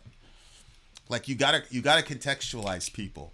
And that's why I'm saying, like, when you look at history, it's not for you to judge them. It's for you to incarnate inside of them and say, what would I have done? What would my mentality have been? And maybe, like, I asked this fight too during the whole Kanye thing. I said, that's fascinating that all the racism that you were born in as a cis white male in America. It's very fascinating how all the racism skipped all the leftists and only ended up on the right wing. Like you, it's only white right wingers who the racism bug hit. Yep. You were socialized in the same schools, the same class, same TV, same media, but it missed you. And only the right wingers. That's amazing. Only the right wingers are racist. And my buddy was in our forum for like 2 seconds. They're like, holy fuck, why are these people so racist over here? I said, it's the environment I create. People can say whatever they want. And nobody, I've never banned anybody on that forum. Really? Never. I've never banned anybody on that forum. I took something down one time because it was a video of somebody was like abusing a woman, but it was like some sexual thing or whatever, and blah blah blah. And I had the girls vote on it, and the girls said, "Yeah, get it out of here." So I took it out. But it's a free speech environment, and so when you get people comfortable enough, especially when they're in the heat of battle, the shit comes out. But they don't know it because they're not saying trigger words like nigger or darky. So they think, you know what I'm saying? Yeah. So my point is like, look, man, humanity's humanity. We're trying to do our best. You're in the image of God. So in the image of God, you're gonna, you want to see everybody is treated equally, but you have a sinful nature. All of us are egocentric. All of us are ethnocentric. Like black folks, as soon as Tiger got on, everybody was cheering for Tiger. We didn't give a fuck about golf. You know what I'm saying? Like, it's the same thing. Like when Deontay Wilder, he lost to this white dude. He's an Australian guy. He's a Christian guy. I love him. And one of my non-racist white friends going, "Ha! We got you!" You know what I'm saying? And like, yeah. Once you accept that bifurcation in the human soul, the world is a lot more fun and tolerable. And then you kind of have a scale as to how much you can tolerate. Yep. I got a guy who's racist as hell, but I love him. And honestly, like, if me and this dude were walking down the street in Kentucky and somebody some white person tried to do some silly shit, like, that'd be the last day for them. And it's the same thing. If he was going through my hood and somebody tried to mess with him because he's white, that'd be the last day for them. I wouldn't, because I'm nonviolent. But, like, it's cool, man. Like, you gotta understand, like I don't understand why racism is like the end all be all whatever. Like, yeah, people are racist. They have redeeming qualities. Everybody's got redeeming qualities. Just it's okay. Maybe it's okay. coming from the fact that, like, any of us that see that racism is an issue, and that because reparations have not been made, it just seems like, okay, so you're just gonna do Tyson all that Fury is stuff? English. He's not Australian. Go ahead. You're gonna do all that stuff to people, and then you're just gonna Big Nose Daryl. Remember Big Nose Daryl? Yeah. Hey, what's up? I'm sorry. Go ahead. What were you saying now? How you just would be like, I got distracted by Big Nose Daryl. I know. You love How's Big Nose. life? I know you love Big Nose Daryl. Anyway, so yeah, I liked this song. I thought it was interesting. Definitely, an interesting angle. I've never seen a song like this before. Yeah, I mean, you know, it was kind of funny to like see what. It's just hilarious to me that like your modern white leftists would judge these guys, and these guys were putting their lives on the line for this shit. Yeah, that's the thing that gets me. It's like these soldiers were like literally leaving their wives and kids and dying horrible deaths, bleeding out in the field, getting eaten by hogs, and so they say something like this. Now they're horrible. Man, shut the fuck up. What have you done? What have you done for the cause of black liberation? Get out of here. Leave them Southern people alone. Leave them Southern people alone. All right. I like the song a lot. I'm going to give it a 9. 8.3 from moi. Give this song a 9. That's the one where he said, you guys might not like some of these songs, blah, blah, blah. Man, we good, bro. We good, Revo. We good. Shout out to Revo. I'm glad. Only Revo and probably Middle Earth would bring songs like this unedited. You know, like take that kind of a risk. Yeah. But I love the hell out of him for that. Like this generation, man, like I'm not gonna say we're too soft or too sensitive. I just think that we have to have a more realistic understanding of human nature. Like you can hear all that shit. That's my son's sinful nature right there. All right. What did I give it? Stephen Foster's next. What'd you give it? You gave it an 8? I gave it an 8.2. You gave it an... I think I gave it a solid 9. Yeah. All right. Shout out to... I ain't gonna do that. Somebody's gonna clip this. All right, guys. We shall return. Vin out. Sorry out. Go. Remember that time we did that like Nazi band with Alec? Yeah. And then this I left this off the recording. This white neo-lib guy or whatever, he's like, I can't believe you, blah, blah, blah, blah. I was going back and forth, and I was like, let me play with this guy. He's like, I am going to report you to YouTube. I'm like, you Lily White, you're going to report me for reviewing a song on my channel? Holy shit. This is a mental disease. What the fuck is going on with these people? Wow. Shout out, man, shout out to Revo. Shout out to white people. We be back. I'm Vin. I'm sorry. If you would like to get your song reviewed, dear listener, there's the filthy capitalist option. As Sori says, 125 gets you straight to the head of the line. You don't have to be a part of the alliance. You don't have to be part of the group. Wait a minute. And the biggest thing is you don't have to wait. You hop, skip, and jump right in front of everybody. 125 gets you there. You do that 3 times, and you get mashed down to the $75 rate for perpetuity. Yes! Also, there is a band review option. So if you've got a band and you're trying to get your band some exposure, hit me up at VinandSori@gmail.com, and I'll show you the details about how to pull that off. You can also jump on Patreon, and there is a option on the tiers to be able to get your band reviewed. Obviously, we can't lie to you, so we can't guarantee a positive review. Get what you get. It's just rubbish. Rubbish. Rubbish. That's British for garbage. My favorite is a community option. $1 at the gate gets you in a Patreon. You get to join an alliance. The alliance joins their points together, and that helps determine what songs that we do. The alliances hang out on Discord. Message me on Patreon to get the link. And they do all kinds of other cool things. They do Minecraft, Dungeons and Dragons. Yeah. It's really a community within the community. Anybody can go in the village, facebook.com/VinandSori. There's 160,000+ people on the channel. What's cool about the Discord is that it offers a real opportunity for community connection, friendship, that type of thing. And it's on Discord, so if you're not a Facebook person, it's for you. You start off at $1. Right. Plus you get exclusives. Sori and I are working on a song. So the first 15 seconds of that was on Patreon. Also, at $15 here and above, when we actually debut the video, they're going to be there live with us. There you are, dear listener. Buy our merch. Buy our merch indeed, a shall lead them to buy our merch. Yep. Yes, dear listener. Yes, dear listener. Yes, dear listener. I am back. It's just me. Oh. No, I'm here too. Hi, everyone. Stephen Foster's up next on our stream for tonight. Stephen Foster is known as the father of American music. He was a northern minstrel songwriter. What does that word mean again? Just read the thing. And the most famous one in the 1840s. Minstrel music was often done in blackface and mimicked black people for humor while praising the South. Foster wrote these songs despite never having been to the South. His songs used the N-word like "Oh, Susanna," had the lyrics of "de-lyric fluid" magnified, and killed 500 N-word.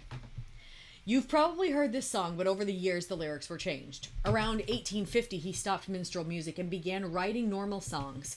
One of his songs, "My Old Kentucky Home," had written at the top, "Poor Uncle Tom, good night," on the original sheet music, which some suggest, like many Americans at the time, that the book Uncle Tom's Cabin opened his eyes to the horrors of slavery that his own music and performances had emboldened. Wow. Uncle Tom's Cabin was written by Harriet Beecher Stowe. She was a member of the Beecher family. Her brother, Henry Ward Beecher, was the most famous preacher of this time who supported abolition, social reform, women's rights, and preached on God's love. Foster either became more enlightened or began to shy away from his openly racist material as the Northern support for abolition grew. This is one of his last songs before he died, as he either committed suicide or accidental death as he was found in a pool of his own blood in 1864 during the Civil War.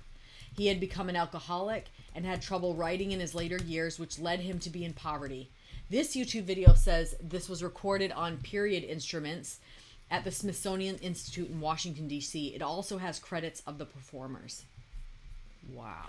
All right, so here is a picture of the homie. If you want to know what he looked like, rest in peace to him.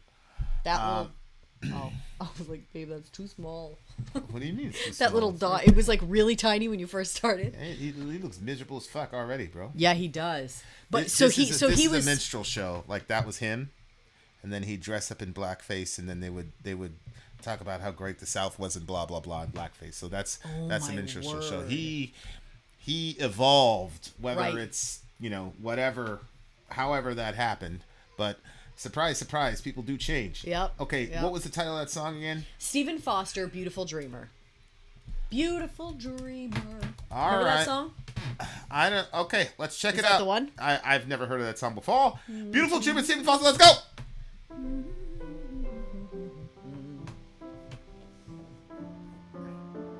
Hey, this is the one. I used to hear this in cartoons. Yeah. Holy shit. Me too. That's crazy.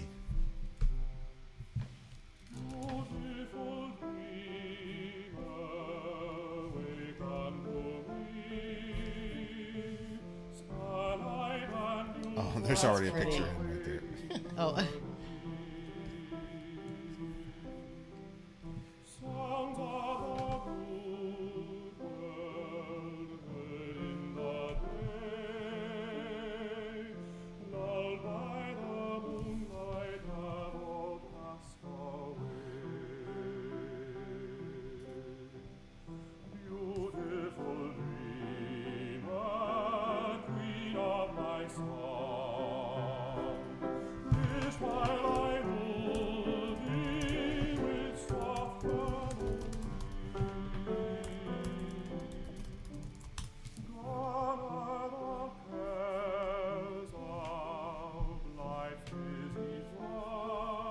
Wow.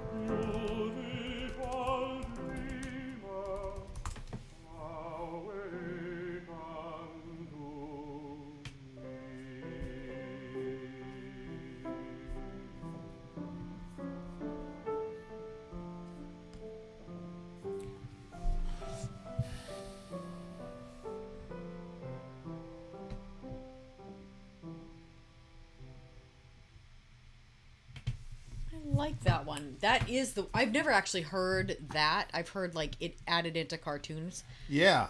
I heard that all the time in cartoons. That little. Pretty sure there was that Disney cartoon about the little kittens, and when the guy was mixing up the potion to put them to sleep so he could get rid of them. Yeah. I'm pretty sure he was singing that song. Yeah, it was always when like stuff was gonna get loopy that song would come on, or somebody was getting injured. What a beautiful song, and the way he was singing it too. Something that those older songs, like some of the ways that they sing it, it's not like super complex. It has like kind of like a smooth, like subtle change to it. Nothing's like crazy, like like we hear it now. But there's a beauty to that, like the smoothness of a rock. I don't know, it's nice. The universal sleep song, yeah. Yeah, that's crazy that he fell into alcoholism and he. Well, he said he realized his music was helping embolden people to do the horrible things they were doing. Oh, he said that? Oh, I thought that's what it said. I don't think Did I misread that? Yeah. I don't think he said that. Let me see. He either became enlightened or began to shy away from the openly racist materials, and Northern support for abolitionism grew.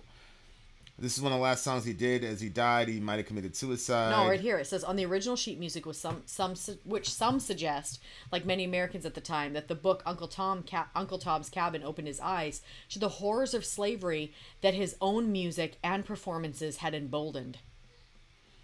Wait, where is that? In the middle. Like Mary at the time.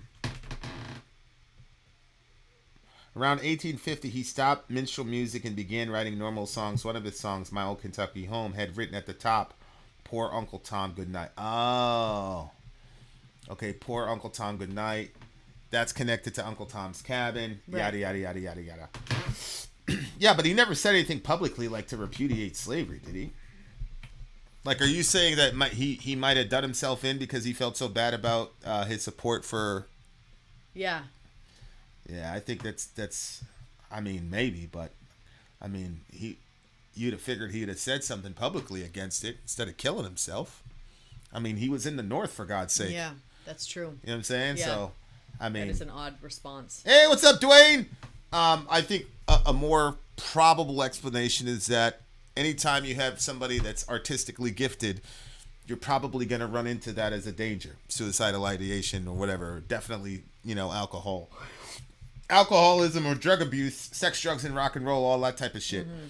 He never said anything publicly against slavery, so that's a speculation. I mean, obviously, you could easily say, well, he was in the North and abolitionism grew. Mm-hmm. So as abolitionism is growing, that's going to become less and less popular, especially when we start beefing with the South. It's kind of like Crips and Bloods type shit. But at the same time,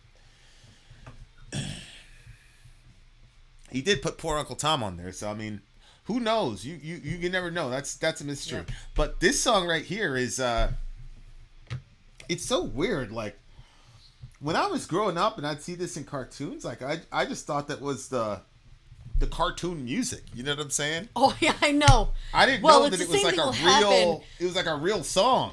They'll put right now there's a Staples ad that has like a really upbeat. I cannot think of the song right now. There's a lot of red in the ad. And our kids love it. Like the small ones, all of them, they all love it. And they love the song that's getting... What is that song? I Saw the Sign. I saw the sign. Yeah, that one.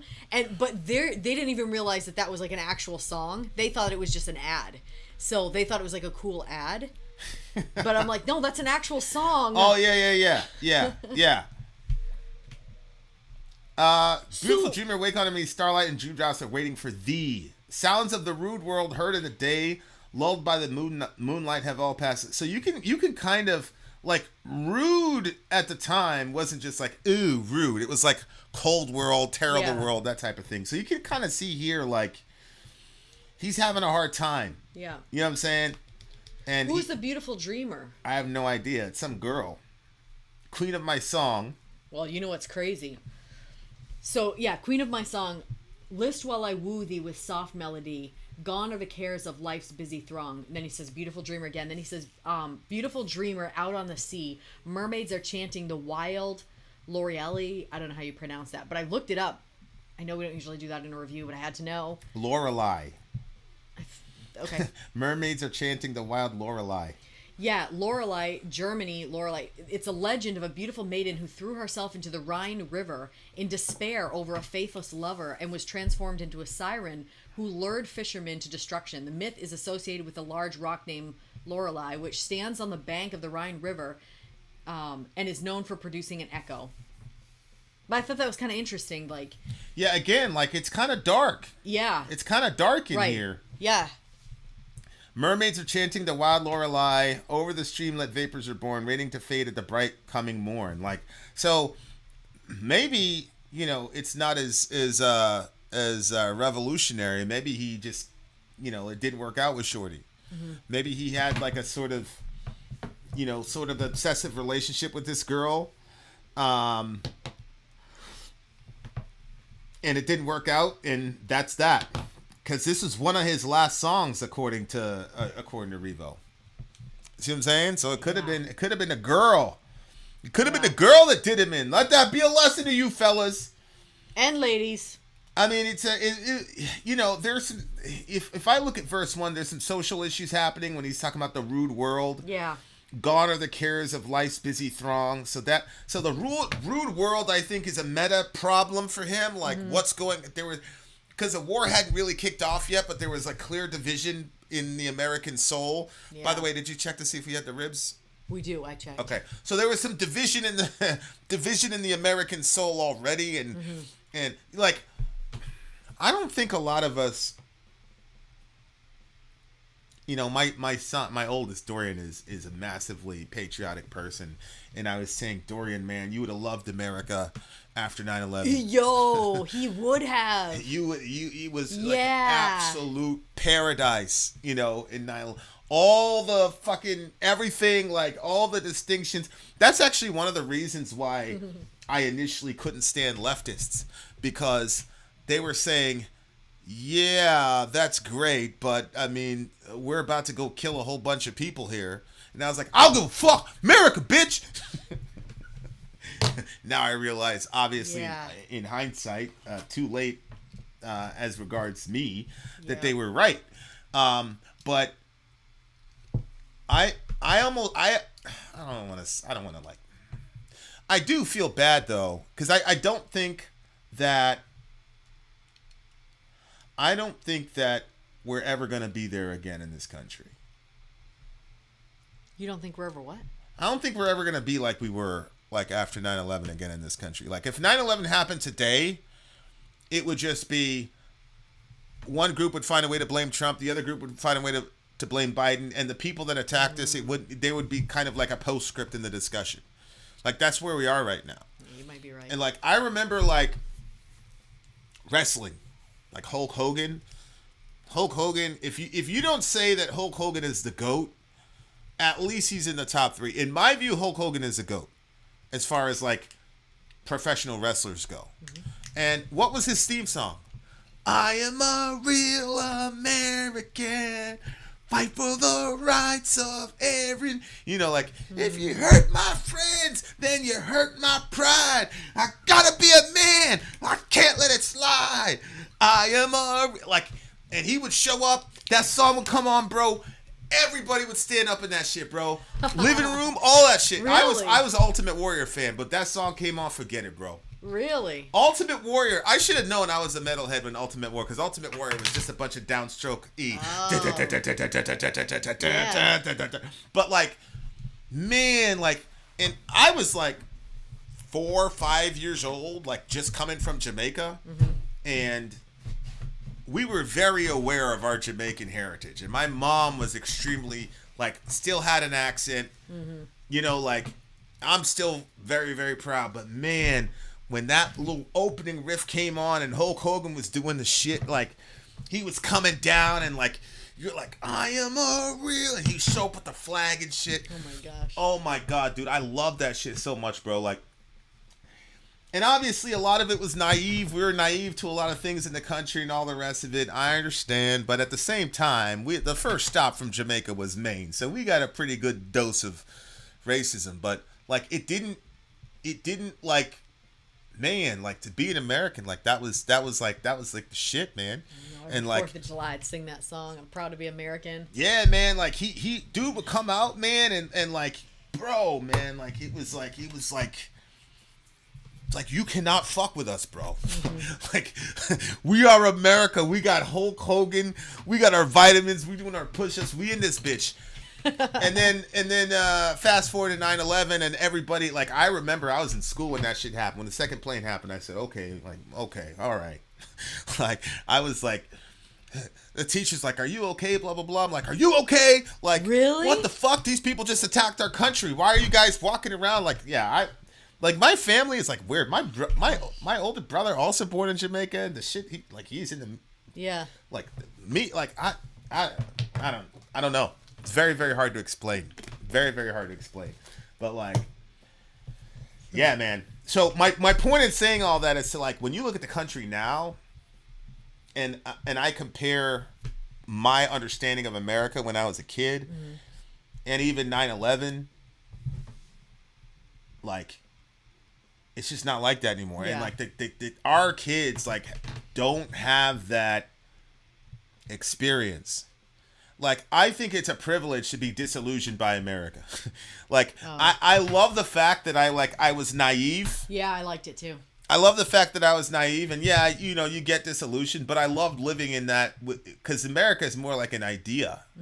So my point is, when he says, like, sounds of the rude world heard in a day, like it's just, he's in a situation where the country's like so divided, you know. And before, I was watching this thing on the Civil War, it was like the senators and all that, they would say blah blah blah blah, these your United States, like, but then after the Civil War, like, they stopped postscripting that way, you know what I'm saying? Because we were just so divided. It was no longer, you know. But like now, and I remember saying this, like, it was right before the 2020 elections, and Trump was saying, they were talking about the people that were guarding the election booths, and he was like, stand down and stand by and all this shit. And I'm like, yo, that's not a good play, bro, because I'm like, I don't want to see Americans killing each other on TV. Oh my God. And then the next week, the fucking Rittenhouse shit happened. Yeah. And then a lot of people forget about this. After the Rittenhouse shit, there was a left-wing dude that killed a right-wing guy, and of course Trump and those boys hunted him down and killed him in his fucking driveway. What? Who did? Trump. He said there has to be retribution, and he killed that dude in his driveway. Wow. But like, everybody was focusing on like Rittenhouse and all this. I'm like, yo, you got Americans killing each other in camera over this shit. Yeah. Like, what is happening? Like this, like. So my point is, like, I think all of us, like, when he talks about the rude world and he's trying to get this girl to kind of, like, you know, save him from that. You can tell he's got, you know, meta issues happening where he talks about the whole world is in trouble, and then he's talking about the cares of life busy throng. That's his personal life. Like, he was just weighed down by a lot of shit, you know, and he was hoping that this girl was going to help erase all that shit, but you know what I'm saying? Like, it doesn't work. And I think a lot of people in our country, like, we have no idea, like, how hurt all of us are really hurt. You know what I'm saying? Like, all this division and all this, and like, some of the shit is necessary. Like, I'm never ever ever gonna put down the flag relative to abolitionism, relative to abortion, ever. But you know, I get it, man. A lot of people convinced that Trump was like the embodiment of everything evil. I understand. Like, I understand a lot of this shit, but at the same time, like, it's really, really sad, and it's really done a number on all of us mentally. All of us, you know, like the how divided we are as a country, and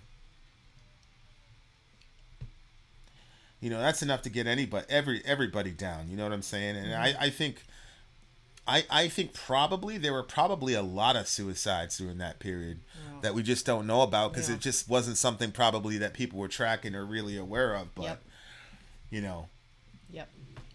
Yeah, and you know, it's one of those things where it's like, so I'm looking at this dude in the context, I'm looking at this song in the context of, you know, when he was writing, and also in the context of this guy's own life and journey and things of that nature. And I do think to some degree it's like we were America was unified under something really, really, really evil. And so, but this is the crazy thing is like white people's experience of that evil time was that everything was okay. It was normal. And then once the evil got exposed and then you had to morally pick a side, some of it was you're just an evil motherfucker and you wanted slavery to continue. But some of it was, oh no, bro, everything was cool. Yep. You know what I'm saying? Like, we're losing, like, ugh. You know what I mean? Like, and that is a really nuanced take on some of the pro-Confederacy folks.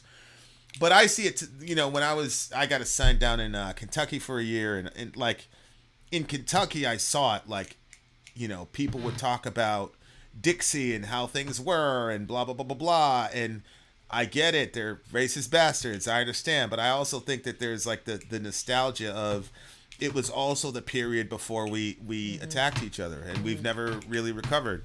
And from that vantage point, I can understand it. So they tell me that shit and they're like, yeah, you fucking racist bastard.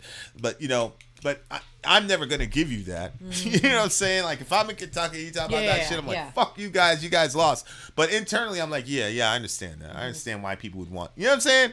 Yeah, that's an interesting and balanced look at it. Anyway, this is a 9.5. My youngest daughter sent me a video of my grandson kicking her. He wants out. Hell yeah. 9.8 for me. The irony, Kentucky sided with the Union. Yeah, they were calling it the War of Northern Aggression. That's what they called it. The War of Northern Aggression. Allahu Akbar. All right. Shout out to the big homie Dwayne. I give it a 9.5. What'd you give it? 9.8. 9.8. All right. Why'd you give it a 9.8? I really liked it. I mean, I've heard it sung. I'll sing it sometimes myself, but I didn't know where it came from or what it was about. And like just kind of hearing the background and kind of hearing where this guy's journey was, but actually like feeling the song, I thought it was really beautifully done. I mean, it did bring you into this sort of dreamy place. But at the same time, he was talking about real stuff and he was talking about, I don't know. So the contrast, I guess, of like the topic and the sound and stuff. And I just enjoyed it. Yeah, I think Middle was saying there were a lot of, REVO was saying there were a lot of suicides during the Civil War. Yeah, I could imagine. Yeah, that's just too much. This'll we're in the middle of that, the shit we're in the middle of right now in this country, man, like, it's exhausting.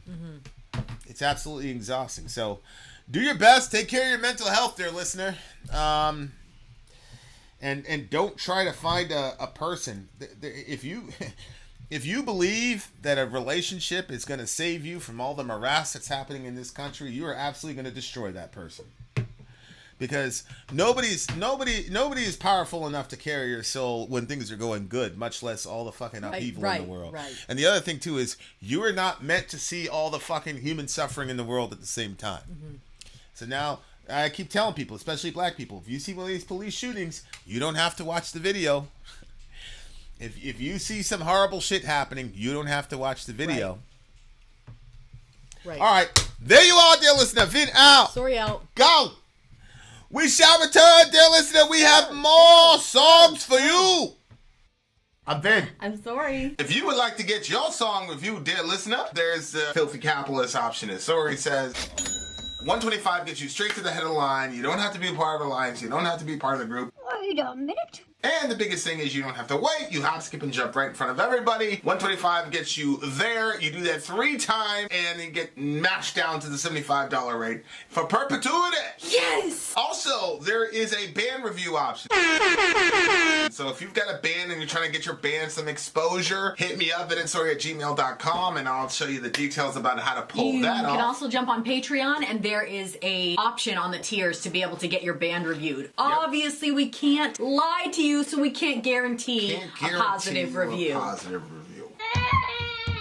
Get what you get. It's just rubbish. Rubbish. Rubbish. That's British for garbage. My favorite is the community option. $1 at the gate gets you in a Patreon. You get to join an alliance. The alliance joins their points together, and that helps determine what songs that we do. The alliances hang out on Discord. Message me on Patreon to get the link. And they do all kinds of other cool things. They do Minecraft, Dungeons and Dragons. Yeah. It's really a community within the community. Anybody can go in the village, facebook.com/VinandSori. There's 160,000+ people on the channel. What's cool about the Discord is that it offers a real opportunity for community connection, friendship, that type of thing. And it's on Discord, so if you're not a Facebook person, it's for you. You start off at $1. Right. Plus you get exclusives. Sori and I are working on a song. So the first 15 seconds of that was on Patreon. Also, at $15 tier and above, when we actually debut the video, they're going to be there live with us. There you are, dear listener. Buy our merch. Buy our merch indeed. A child shall lead them. So buy our merch. Yes, dear listener. Yes, dear listener. Yes, dear listener. You know, I get so used to saying that I don't even think about what I'm saying anymore. We're telling you to go buy our merch. Because like when you hear something so much, you don't even realize what the person's saying anymore. It's just like you hear it in sounds more than actually like comprehending it. So I was just re-saying it. I don't know what you're saying. Go ahead. Don't? Just go ahead. Your mind is too busy. This is a music hall song written by George Laybourne in 1867 in the UK. Due to industrialization, urban centers grew fast in the 19th century. Music hall, along with burlesque, arose from saloons. This working class entertainment started as satire of high class culture. This song could be inspired by Charles Heidsiek, named Champagne Charlie, who was a French champagne merchant. What, babe? How would you have said it? Go ahead. Famous in New York high society, he actually got arrested by the Union blockade during the Civil War for trying to smuggle cotton. Laybourne, the songwriter, became known as Champagne Charlie due to the song's success. Songs like these started out as working class, but by the late 19th century began being embraced by middle to upper class audiences, which caused a loss of satire. Of course it did. The PRFG lyric stands for Private Rooms for Gentlemen. Music halls had private rooms you could pay for. Myths at the time thought that they were used for prostitution. During this time, prostitution rose and was very public in nature. This also coincides with the Victorian era pushed sexuality as something taboo to speak of in public. The UK Hickland Rule 1868 and U.S. Comstock Laws 1873 began to legally censor obscenity in publications and art. The U.S. government put Comstock at the U.S. Post Office to monitor publications and private letters for what he deemed obscene, which often put him at war with feminists trying to prepare info on how to treat venereal diseases. Oh my gosh. Anti-prostitution laws were often ignored, which made the institutions that were supposed to enforce them either corrupt by being paid off or inept as they don't have the power to enforce them. This version is not a professional recording. Some guy on YouTube. This is more to give a historical song that leads to traditional pop. Okay. That's the other thing is that not only is REVO a historian in general, but he's literally a music historian. Honestly, if you look at REVO's streams, we did an entire week with REVO stuff. Yeah. And we went through we started from the 40s. How does he know so much? It's like rock, like the development of rock, like that to me. We've done a couple themed weeks. This is the first time we've actually had a DJ that had a themed week.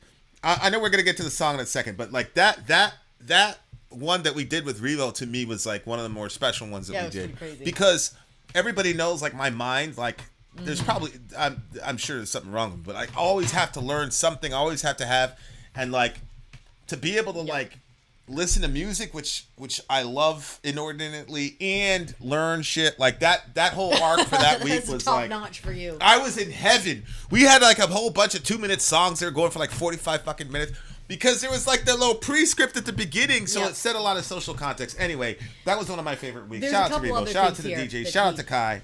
That he wrote. So this is not a professional recording. This is a YouTube channel, Sheet Music Singer, where a guy records really, really old songs with their original lyrics and uploads them on YouTube. This song has more modern versions, 1940s, but with different lyrics. And then he put another one here where it says, here's a clip of a live version from 1944. Film based loosely on the songwriter's life, played by Tommy Trinder. Wait, what are you reading? Are you still reading more about Champagne Charlie? Yeah, Champagne Charlie live. The atmosphere is more authentic for the song, but the lyrics are altered in only 1 minute of the song. So which one are we doing? Because there's 2 versions. I think this is the one he wants us doing, but he's also saying that there's this here too. Okay. The movie's about his rivalry with Alfred Vance, whom he had gotten his start as a blackface and Cockney singer. The movie, as with the marketing in real life, had them writing rival songs to outdo each other. All right, boys, here it goes. And girls, Champagne Charlie. The moral of the story is I could tell you already. Stay away from those venereal diseases. Wow. That shit is That's crazy, poor women, bro. man. We be suffering all over the place. Stupid. I mean, that's self-inflicted, bruh. What you mean? So they can't get a pamphlet to tell them how to take care of it because it's considered obscene? What do you mean considered obscene? Are you a Christian? You think prostitution is... You think that's cool? Prostitution? That's not the only way somebody can get those diseases. That's how they were getting them back then. Somebody could have been cheating on somebody. With who? A prostitute. I agree. Yeah, but then the wife has to do something about it. Yeah, but that's not... She wasn't passing that out for the wives. The wives would go to their doctor. The doctor would tell them, oh, you got this, you got that. So who would need that? It's a sex industry. Start the song. These women are capitalists, man. Listen, just because they're women don't mean that they're not evil as hell. They were capitalists. They were making that money. But you know, if one of your workers had VD, that's not good for business. I mean, think about it. All right, here we go. Let's go.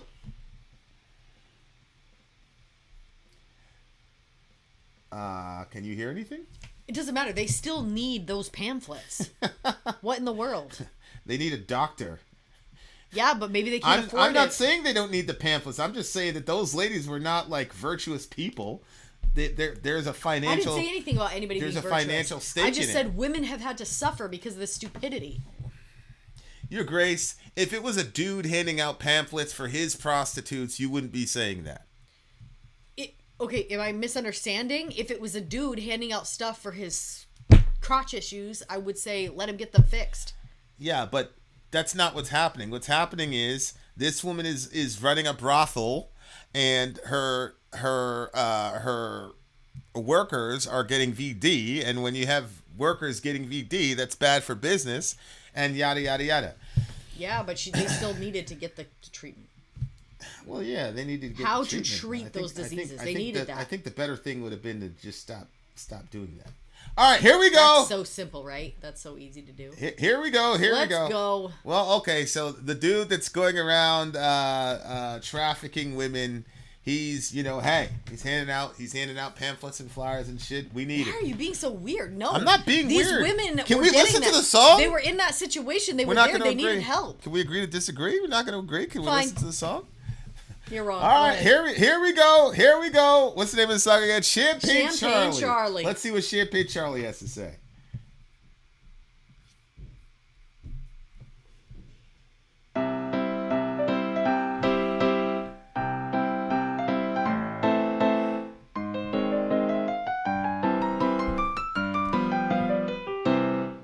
I've seen a deal of gaiety throughout my noisy life. With all my grand accomplishments, I ne'er could get a wife. The thing I most excel in is the PRFG game. A noise all night in bed all day and swimming in champagne. For Champagne Charlie is my name. Champagne Charlie is my name. Good for any game at night, my boys. Good for any game at night, my boys. Champagne Charlie is my name. Champagne Charlie is my name. Good for any game at night, boys. Who'll come and join me in a spree?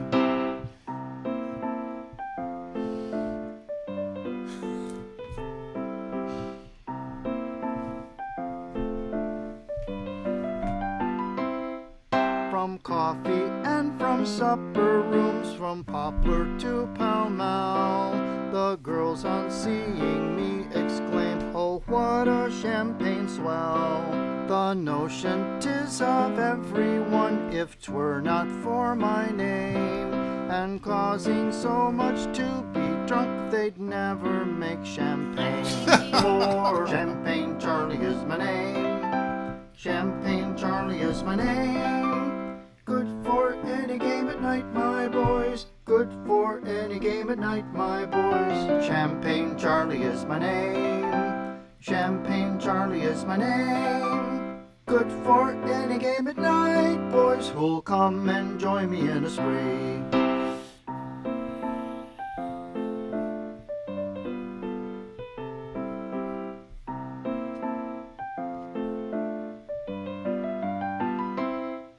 The way I've gained my titles by a hobby which I've got, of never letting others pay, however long the shot. Whoever drinks at my expense are treated all the same.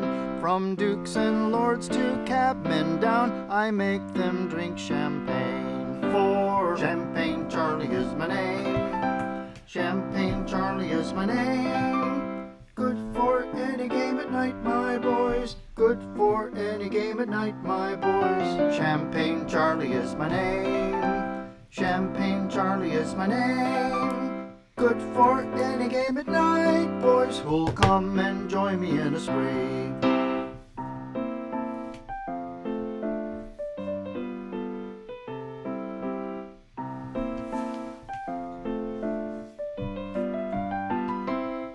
Some epicures like Burgundy, Hock, Claret, and Moselle, but Moet's vintage only satisfies this champagne swell.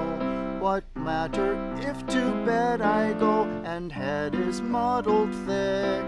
A bottle in the morning sets me right then very quick. For Champagne Charlie is my name. Champagne Charlie is my name. Good for any game at night, my boys. Good for any game at night, my boys. Champagne Charlie is my name. Champagne Charlie is my name. Good for any game at night, boys, who'll come and join me in a spree.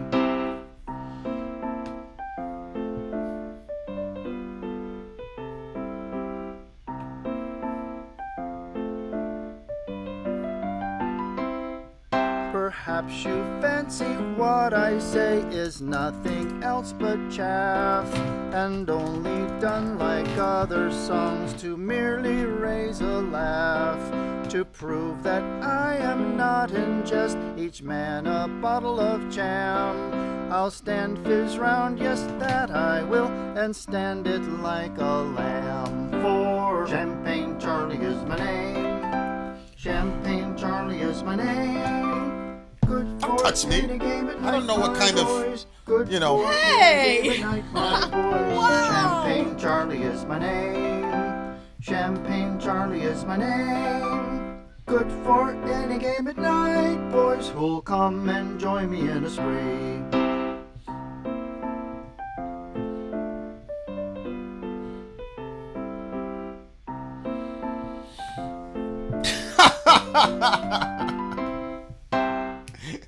This made the women flash their ankles. Wow. Oh boy! Hey, can you send me those lyrics? Where did you find them? What? What do you want the lyrics for? I didn't get all of them. Boy, you're taking this a bit too far. A bit too far. Champagne Charlie is the name. Champagne Charlie is the name. Okay, so this song got censored. Did this song get? I think Revo said. I got so bogged down on the shutting down their pictures. What do you mean shutting down their pictures? The pamphlets for the women. Disgusting. Absolutely gross. Gross. Well, I'm trying to find the working. Champagne Charlie is my name. No, the song didn't get censored. See, so he was saying. No, just the stuff that was going to help the women. That's what got censored. No, just the stuff that was going to help the madam generate more capital on the buys of these women. Have you ever thought that maybe the VD was the grace of God, so those poor girls wouldn't have to continue to be trafficked? Oh, that's so sad. You think that woman cared about those girls? No, I don't think she cared about them, but I sure. What was her motivation? No, I'm sure that she was motivated by money. Okay. But these women are not. They want to. They want to what? Whatever, however that feels, I'm sure it's not good. What's worse? What? What's worse? What's happening to them or getting the disease? Let's get really fucking spicy. What would you rather happen to our girls? Them continue that profession, or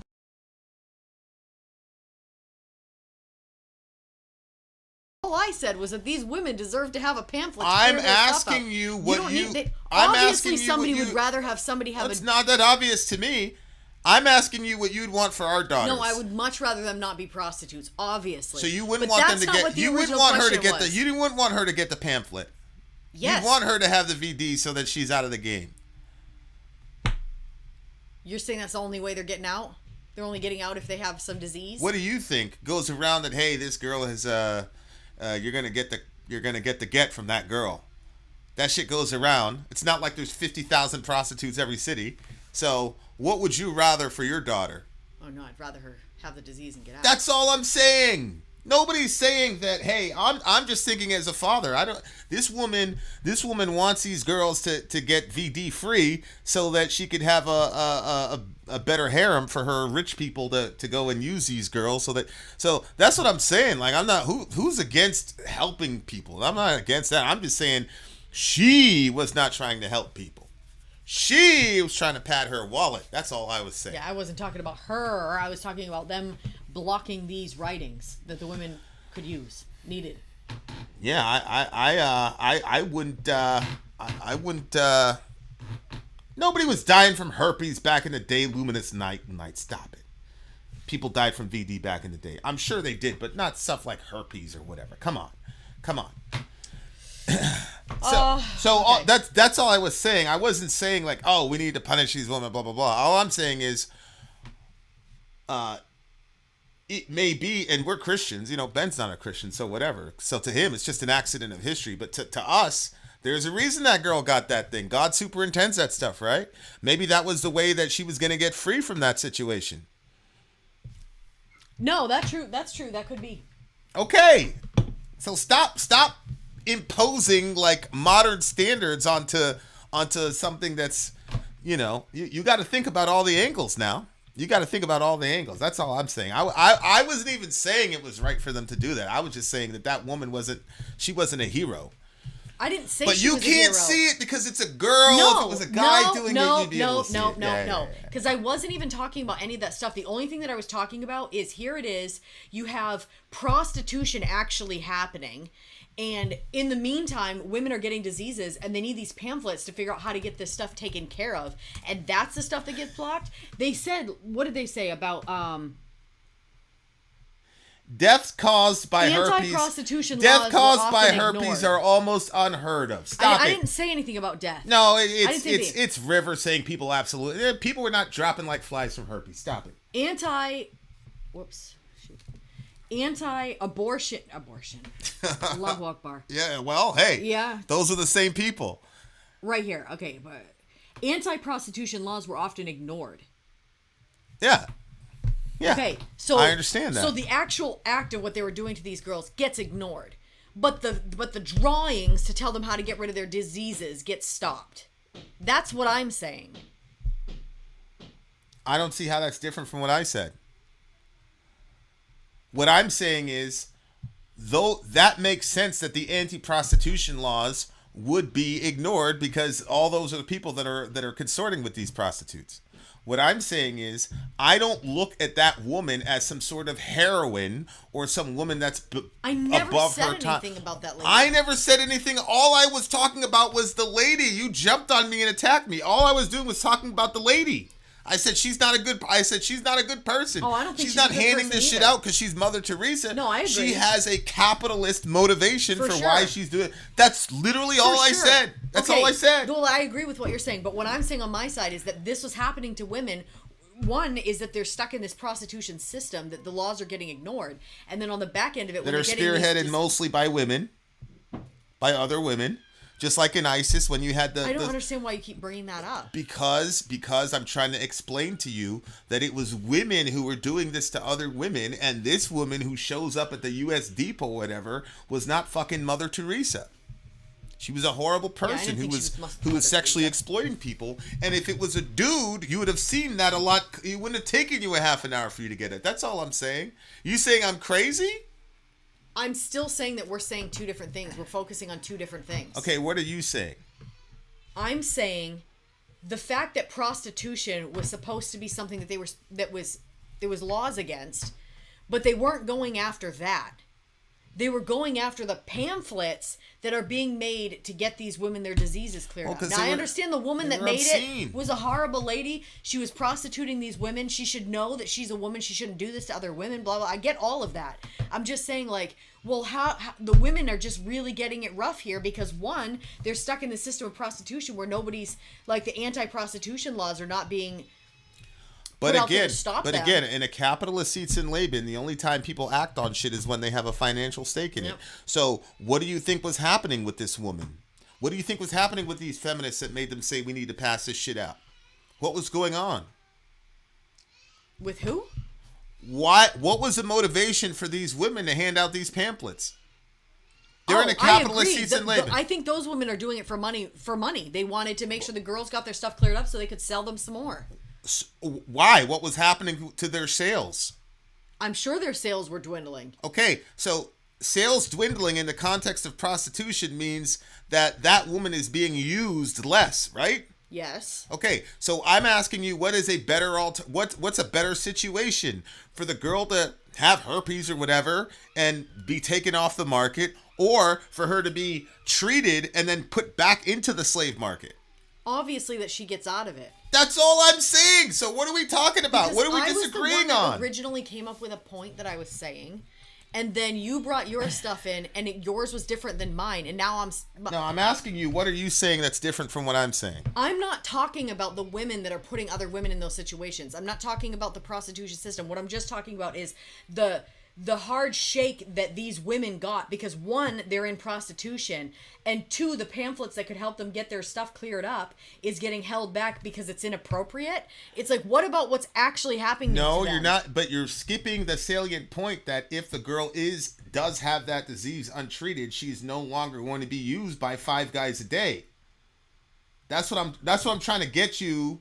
I'm trying to ask you, why are these people spreading all this information? It's because they're just Mother Teresa. They want to help people. No, I already answered that. Because so if you say the girls are getting a bad shake, I would. If you were to say, look, because you're looking at it as they're getting a good shake because they might get out of it. No, I'm saying it's the best of the worst situation possible. All the people commenting are dudes right here. There's nothing but dudes saying, well. I'm not even reading the comment section. But I'm trying to get you to my thing is where prostitution is an absolutely horrific system. Yeah. And so it's so horrific that the only escape in that time period was to get some sort of venereal disease. And so I agree with you. Women are in a terrible situation. But what you're saying is the dudes are terrible for not allowing them to spread that information so that they wouldn't have to sleep with 5 guys a day. And I'm saying, no, that's not where the terrible situation is. The terrible situation is that in order to get a break from being trafficked like an animal, you got to get VD, possibly risk your life, syphilis, etc. That's my point. Mm-hmm. That's my point. Okay, I see that. So that's all I'm saying. That's all I'm saying. But I mean, I guess I wasn't looking at it big enough because I'm looking at just the pamphlets, the prostitution. You're saying the pamphlets, the prostitution, all that stuff, it's bigger because they're able to get out if they get that.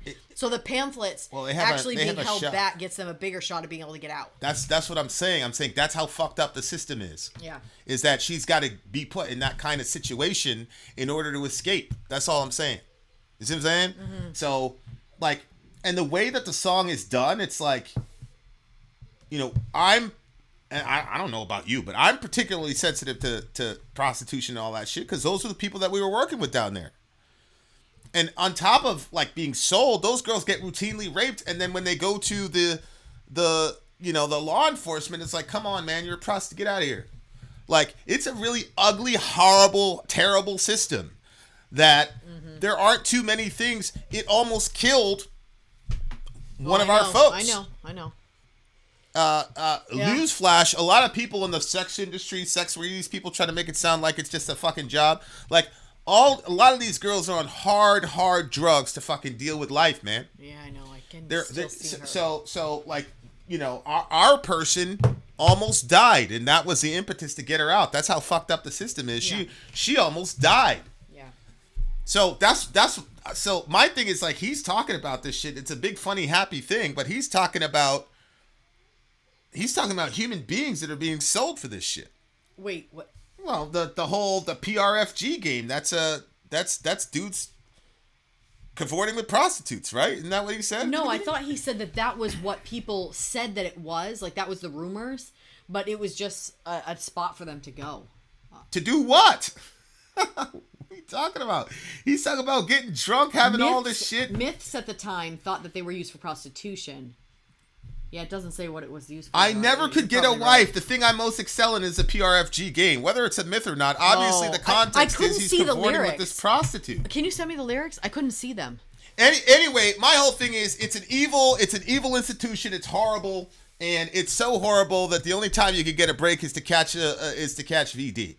Obviously, I want everybody as healthy as possible, but that institution is fucked. And again, this goes to benefit men again, because the people that were enforcing the law look the other way. This is in the fucking 1800s. You think those dudes look the other way because they were progressive? No! They look the other way then for the same reason they look the other way now with pornography. It benefits them. They're predators. And all these dudes that are championing, sex work, blah, blah, blah, shut the fuck up. Mm-hmm. You guys are, I mean, it's modern day slavery. It's horrible. So all I'm saying is, I don't give a fuck if you're a man or a woman. I don't care who you are. If you're part of that system and you're doing that to young girls and women, man, fuck you. I hope you die. I really do. Like, I'm not looking at this song like, ha ha, like, I get it. It's supposed to be lighthearted and funny and shit, but the shit is not funny to me. You know what I'm saying? It's not funny to me. No. So, there you go. There's Ben. I've known plenty of sex workers. I bet you do, Ben. I bet you do. So anyway, that's where I'm at with it. It's a fun song, blah blah blah blah. But like, let's not trivialize something that's absolutely fucking horrible. Oh, I agree. Yeah, it's horrible. And as I say to people all the time, how can you tell the difference between a trafficked girl and a girl that's doing it voluntarily? I've done the stats. And again, the United States State Department, these are .gov websites that are with 89% of women who are sex trafficked in 9 different countries. 89% of them said if there is anything else that they could do to support themselves, they would do it. 68% of them have PTSD. But here's Ben Webb and his infinite knowledge. Oh, they're all doing fine. It's just like Burger King and McDonald's or IBM. They're all doing fine. Yeah, okay. Yeah. All right. Get me a longitudinal study that says that women who are being, this is a form of slavery. Oh God, that's so awful. This is a form of slavery.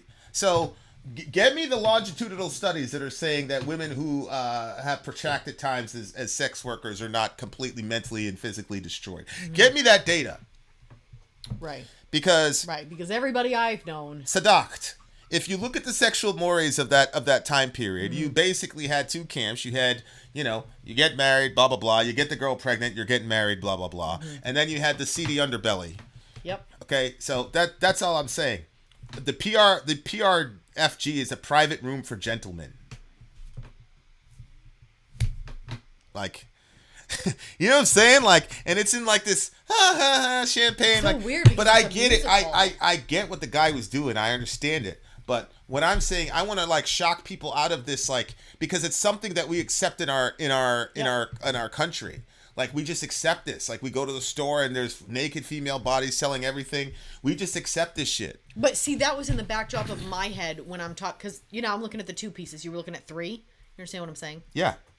So when I'm bringing up, like, they shut down the pamphlets, I'm thinking about all of the ads and the commercials and the pamphlets and everything that you see when you go out in public of how a woman is objectified and the way that so it's like all these things get out no problem, but then here was something that was going to help them. But I understand in the broader picture that would help them actually get out of it. But if that didn't help them get out of it, and it was they either suffer like that or they get it cleared up, like, then you'd want them to get the pamphlet and not shut down the pamphlet. I just felt insulted that, like, here's something that's actually going to help them with their body. But I see what you're saying. You just have to be careful, hopefully, relative to quote feminists, because some of the stuff that feminists are promoting are some of the most anti-woman ideas ever. Like, especially relative to sexuality. Especially these modern feminists, they want to act like women and men function sexually the same way, and they absolutely do fucking not. But once again, it benefits men. Yeah. All the hookup culture, all that shit, you got second and third wave feminism thing for that, and it has absolutely destroyed the minds of a lot of young women. And so, like, the folks at the forefront of the abortion industry, mostly feminists, and a lot of these, and again, there's a reason why the folks at the forefront of the anti-abortion movement are also women. Okay, I just talked a couple songs ago about this woman who's like in jail. I got two progressive, one of them's atheist, one of them's LGBT, in jail right now doing time for fighting against abortion. So my point is, if you're talking about feminism relative to we're all created in the image of God and women need to be treated respectfully and fairly, yep, I'm with that. But if you're talking about this crazy second, third wave bullshit where it's like there's no distinction between men and women, women's sexual mores and activities are the exact same as men, women interpret sex the same way men do, I'm out on that. I'm out on that because I've seen how destructive that is. They do not. Women and men do not function sexually the same way. They don't. That's just a fact. And so I am, just like I say with white folks who are raised in a racist society, I'm a male that was raised in male first misogynist society. And so there are things to me that are normal, that are normalized, that should not be normalized. And the objectification and the selling of the female body, or the use of the female body in order to sell other things, that's something I swam in, and that's something that I was used to.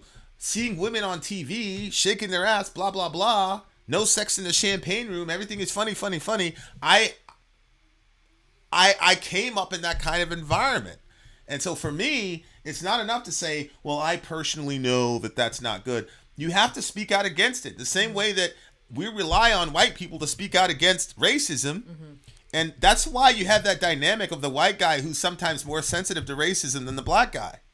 It's because he understands he was inundated in it and he has to speak about it. So that's where I'm coming from. It's like, because I know how dudes operate. And I know what dudes say when they're not around you guys. Dudes, trust me, I've been around dudes when they're talking about all this shit with y'all. It's not what they say when they're around you. Trust me. I see all these people on Twitter, all these like so-called, it's like I said, like Ben Webb. Come on, man. If a girl, see, most of the people in our village understand who and what Ben is. Right? But if you didn't know what Ben was about and you read these, like, oh, this guy's really fighting for women. Okay. Shout out to Ben.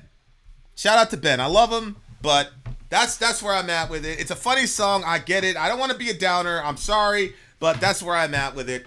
The song's a 9. I'll just give it a solid 9 for the historical value. Go ahead. 8.7. 8.7.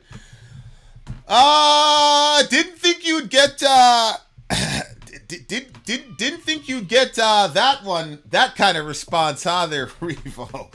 Shout out to Similar Substance. This guy is so woke for a Christian, LMAO.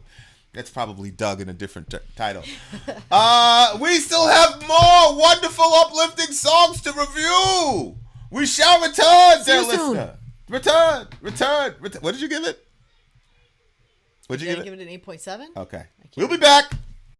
I'm Ben. I'm sorry. If you would like to get your song reviewed, dear listener, there's the Filthy Capitalist option. As Sori says, 125 gets you straight to the head of the line. You don't have to be part of the alliance. You don't have to be part of the group. Wait a minute. And the biggest thing is you don't have to wait. You hop, skip, and jump right in front of everybody. 125 gets you there. You do that 3 times, and you get mashed down to the $75 rate for perpetuity. Yes! Also, there is a band review option. So if you've got a band and you're trying to get your band some exposure, hit me up at VinandSori@gmail.com, and I'll show you the details about how to pull that off. You can also jump on Patreon, and there is a option on the tiers to be able to get your band reviewed. Yep. Obviously, we can't lie to you, so we can't guarantee a positive review. Get what you get. It's just rubbish. Rubbish. Rubbish. That's British for garbage. My favorite is the community option. $1 at the gate gets you in a Patreon. You get to join an alliance. The alliance joins their points together, and that helps determine what songs that we do. The alliances hang out on Discord. Message me on Patreon to get the link. And they do all kinds of other cool things. They do Minecraft, Dungeons and Dragons. Yeah. It's really a community within the community. Anybody can go in the village, facebook.com/VinandSori. There's 160,000+ people on the channel.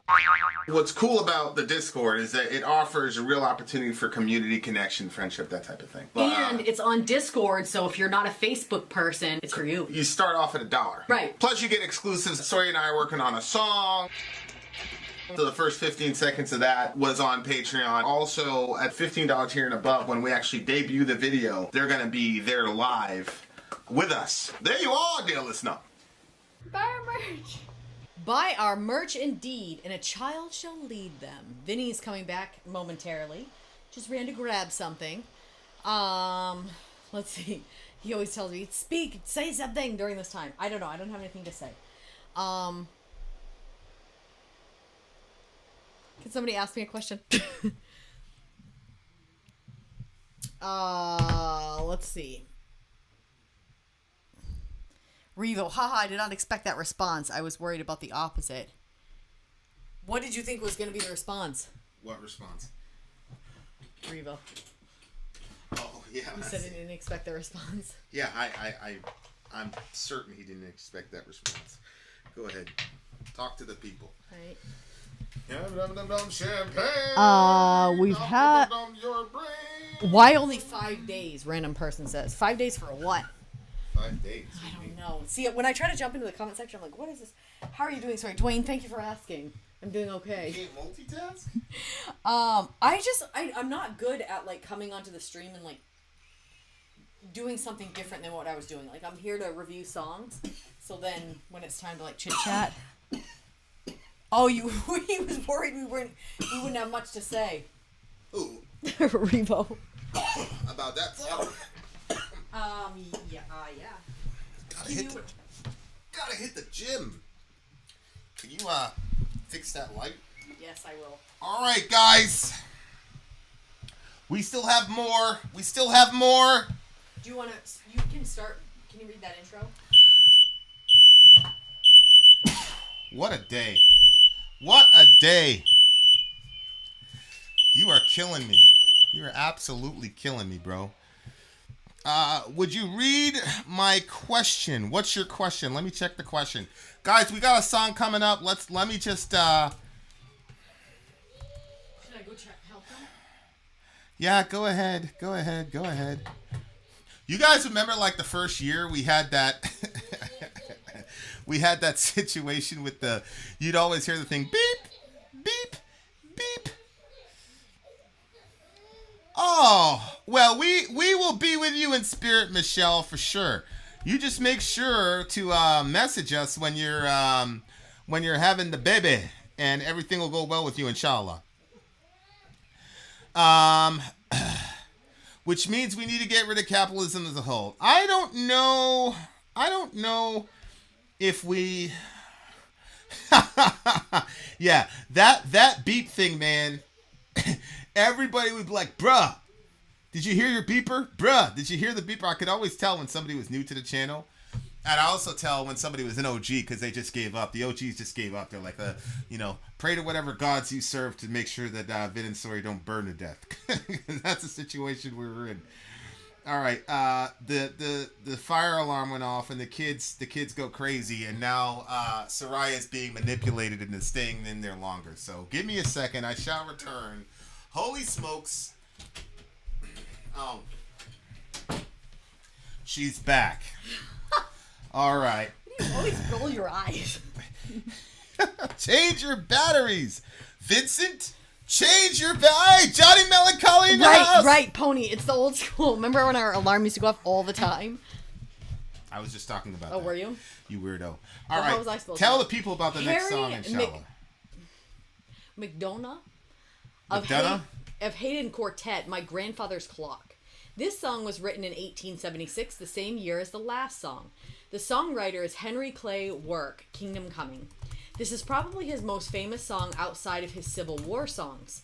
This song is a decade after the Civil War, when the economic depression led the Republican Party to pull away from Reconstruction.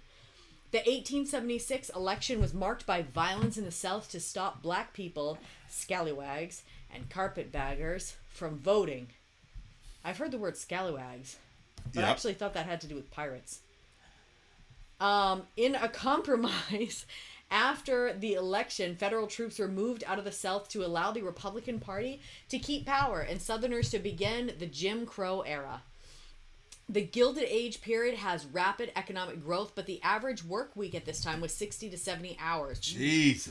Child labor was legal. Women, unless married, had no property rights. Americans were being terrorized by homegrown terrorist groups like the KKK, and sharecropping and prison chain gang replaced slave labor. The Republican Party was a party of industrial money interests that is almost always in charge, while the Democratic Party was a bunch of aggrieved, impoverished white people. Music in this time is either sad, schmaltzy, melodramatic songs like this, minstrel songs, or music hall burlesque music. Concern over most of these issues is regulated to third parties like the Populist Party until the Progressive Era. This song is about a clock that is tied to its owner's fate. It is considered the song that gave grandfather clocks that name. It was inspired by a real story of a clock at a hotel that slowed down when one of the brothers who owned the hotel died and broke completely when the other brother died. Wow. The new manager could never get it repaired. This recording is from 1905. It was recorded by Harry McDonough and released by Victor Company. All right. Okay. All right, here we go. Grandfather clock. Grandfather's clock. Grandfather's clock. Grandfather's clock, inshallah. All right, let's do it, boy. Actually, talk to the people again, because I have so many of these things. All right, I'm bringing up the lyrics. Lyrics. Grandfather clock. Are you kidding me? There it is. Okay, Dwayne, ask about how the Lumbee tribe.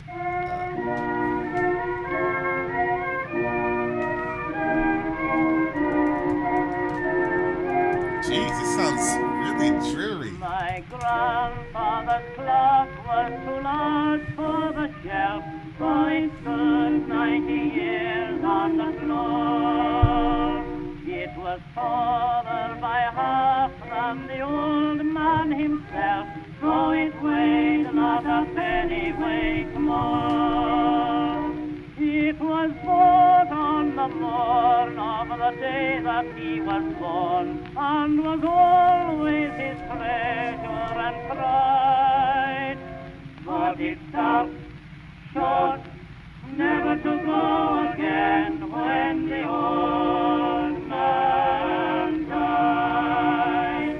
90 years without slumbering, his life seconds numbering.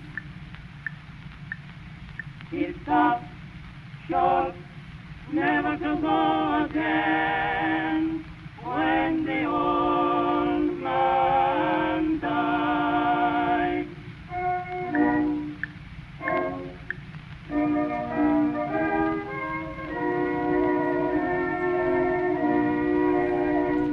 It rang an alarm in the dead of the night, an alarm that for years had been dumb, and we knew that his spirit was glooming for flight, that his hour of departure had come. Still the clock kept the time with a soft and muffled chime as we silently stood by his side. But it stopped short, never to go again when the old man died. 90 years without slumbering, his life seconds numbering. It stopped short, never to go again when the old man died.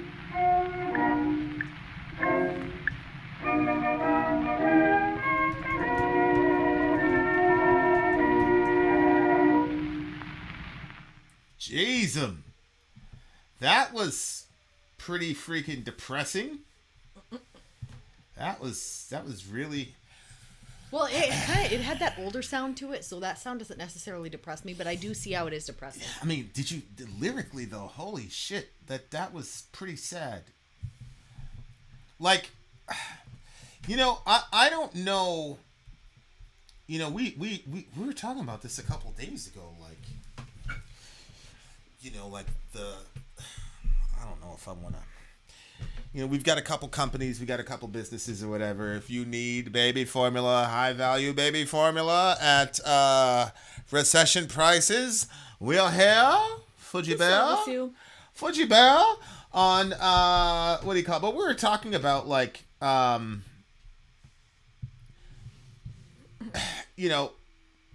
life we live is not necessarily easy. The entrepreneur life is I feel like because it's me and you doing it as partners instead, like because so we're married, so all the income, we don't have to split it. Mm-hmm. Like we could put it all in a big pot, gives us an advantage. Like we've oh yeah, for sure, we have I mean I don't know how much of this I want to share, but some of our compatriots in the YouTube world who have, gotten featured in massive publications, have reached out to us and said, how do you make money on this thing? So you've got people that, I'm not going to mention them, but they've got over 1 million subscribers. Mm-hmm.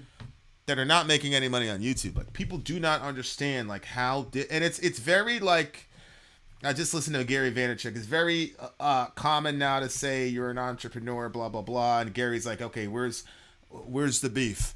Let me see the 1099, whatever. Like, so we talk about how blessed we feel to be able to have the opportunity to do what we're doing, and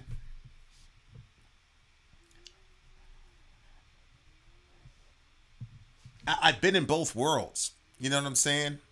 And this world is stressful to a degree. But working for other people was also extremely stressful. Mm-hmm. And so, like, on the one hand, I'm like, yo, we're going to grind, we're going to do this and that. So I don't want my son to ever have to work for white people. But mm-hmm. At the same time, I'm glad both of them have the experience of what it's like to work on the outside, and then literally like your ability to put food in the mouths of your children is contingent, especially Maine is an at-will state. There's a lot of at-will states. It's contingent on, I've seen it. I've been in back offices where it's like, yo, this dude got fired. Yeah, like he was on a final warning, but like the final stroke was because his manager woke up on the wrong side of the bed and just had it out for him. Mm. And I've seen that happen 1 million times. Mm. And it's like, damn.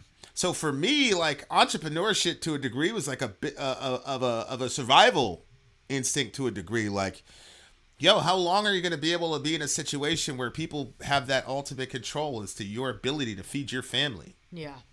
Like that shit is crazy to me. Yeah, that is crazy. Yeah.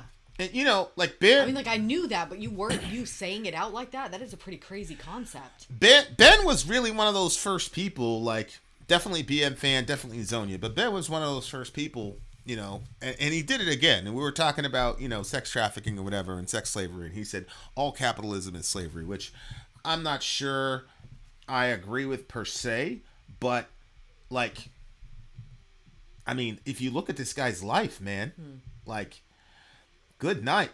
90 years without slumbering. His life seconds numbering. It stopped short, never to go again when the old man died. Like, 90 years without sleep because he's just grinding, you know. And the other thing, like, one of the things that motivates me for the entrepreneur lifestyle as well is, like, what happened to your grandfather, you know, when he had that, you know, that Protestant work ethic, and he was grinding, and they wouldn't even give the guy a raise, and then he dies in the shop. Like, to me, that metaphor is, like, so crazy. It's such a crazy, like, that means it's the same thing. There's this other guy, God forgive me for forgetting his name, but he was one of these 26 or 28-year-olds that aged out of his parents' insurance because of the Obamacare. Yeah. And him and his girl were getting married, and so he started rationing his insulin because he couldn't pay for the marriage, you know, get her the wedding that he felt she deserved, right? And so he started rationing his insulin, and she literally found him on the floor of the kitchen where he was working, and he died. He died right there. He died right there. So it's like, so on the one hand, I definitely see, like, yo, that's not right. Oh, that's so cruel. That is, and what's crazy to me is, like, I didn't believe that people were dying like that, especially in America. I was like, no way. And, like, I looked, because I thought it was one of those Snopes type situations, like, oh, you lying about that shit. I'm like, yo, that shit really happened in this country, bro. And, like, you have to contend with that. Like, is that the kind of world, like, where somebody's, and, you know, it's really fascinating. I was talking to somebody about slavery in the Old Testament. So we were going back, and I had never done a deep dive of slavery in the Old Testament before, and it was super, super encouraging and convicting at the same time. But one of the things that was fascinating to me was the Sabbath laws. And it specifically said, this law is for everybody. This is for your man. Yep. There are certain laws in the Old Testament. It's like your manservant, your maidservant, blah, blah, blah. And the Sabbath laws where you had to take the day off, you had to not work. And then you had the 7-year Jubilee cycle where you had to not work. And so I'm like, wow. And then, you know. For 7 years or the 7th year? The 7th year, yeah. Like, there was a whole year where they had a yearly Sabbath where they couldn't work at all. Nobody could work for an entire year. Right? Yeah.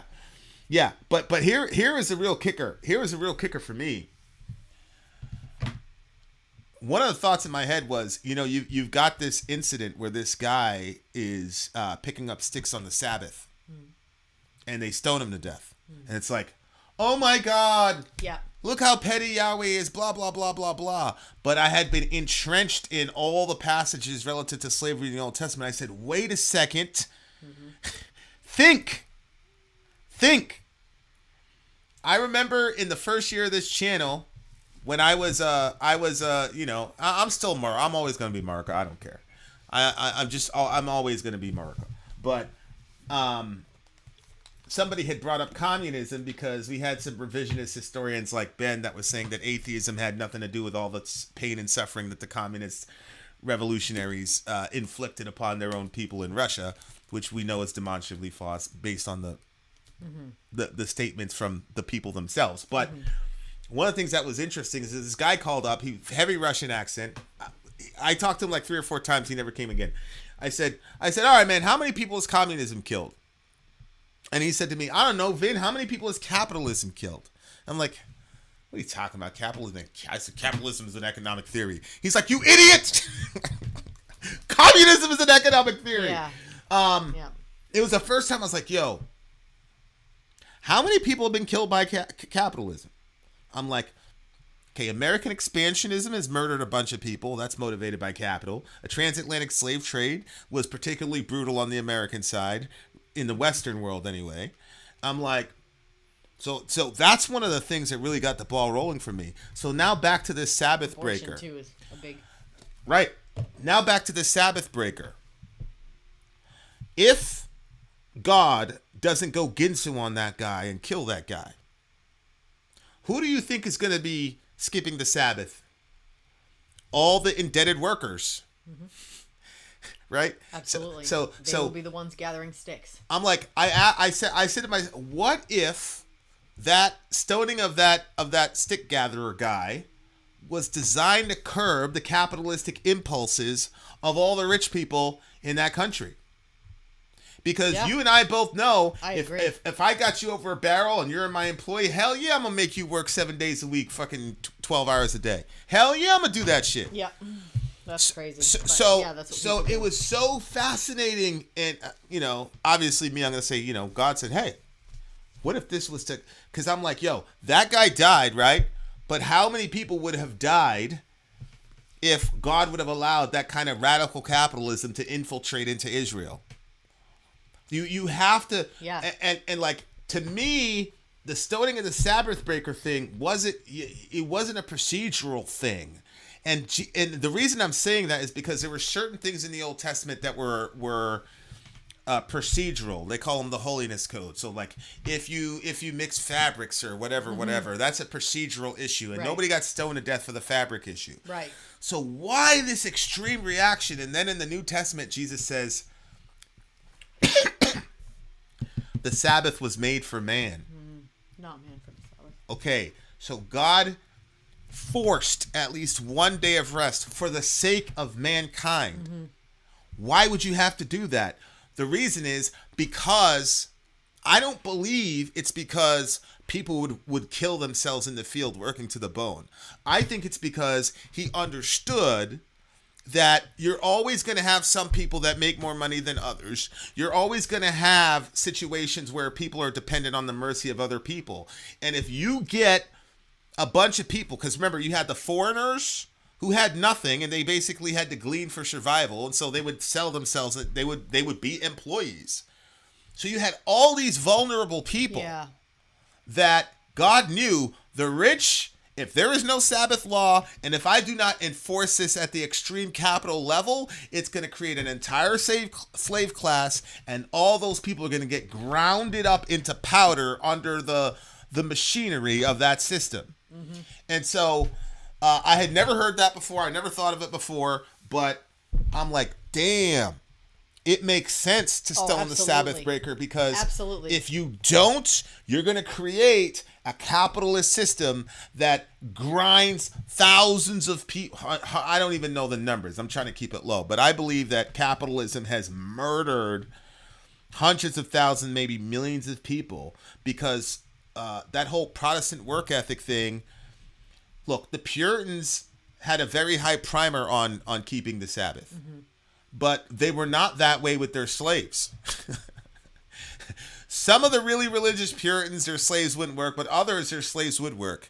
And forget it. Outside of that, you had just people just being ground into the dirt 7 days a week. So,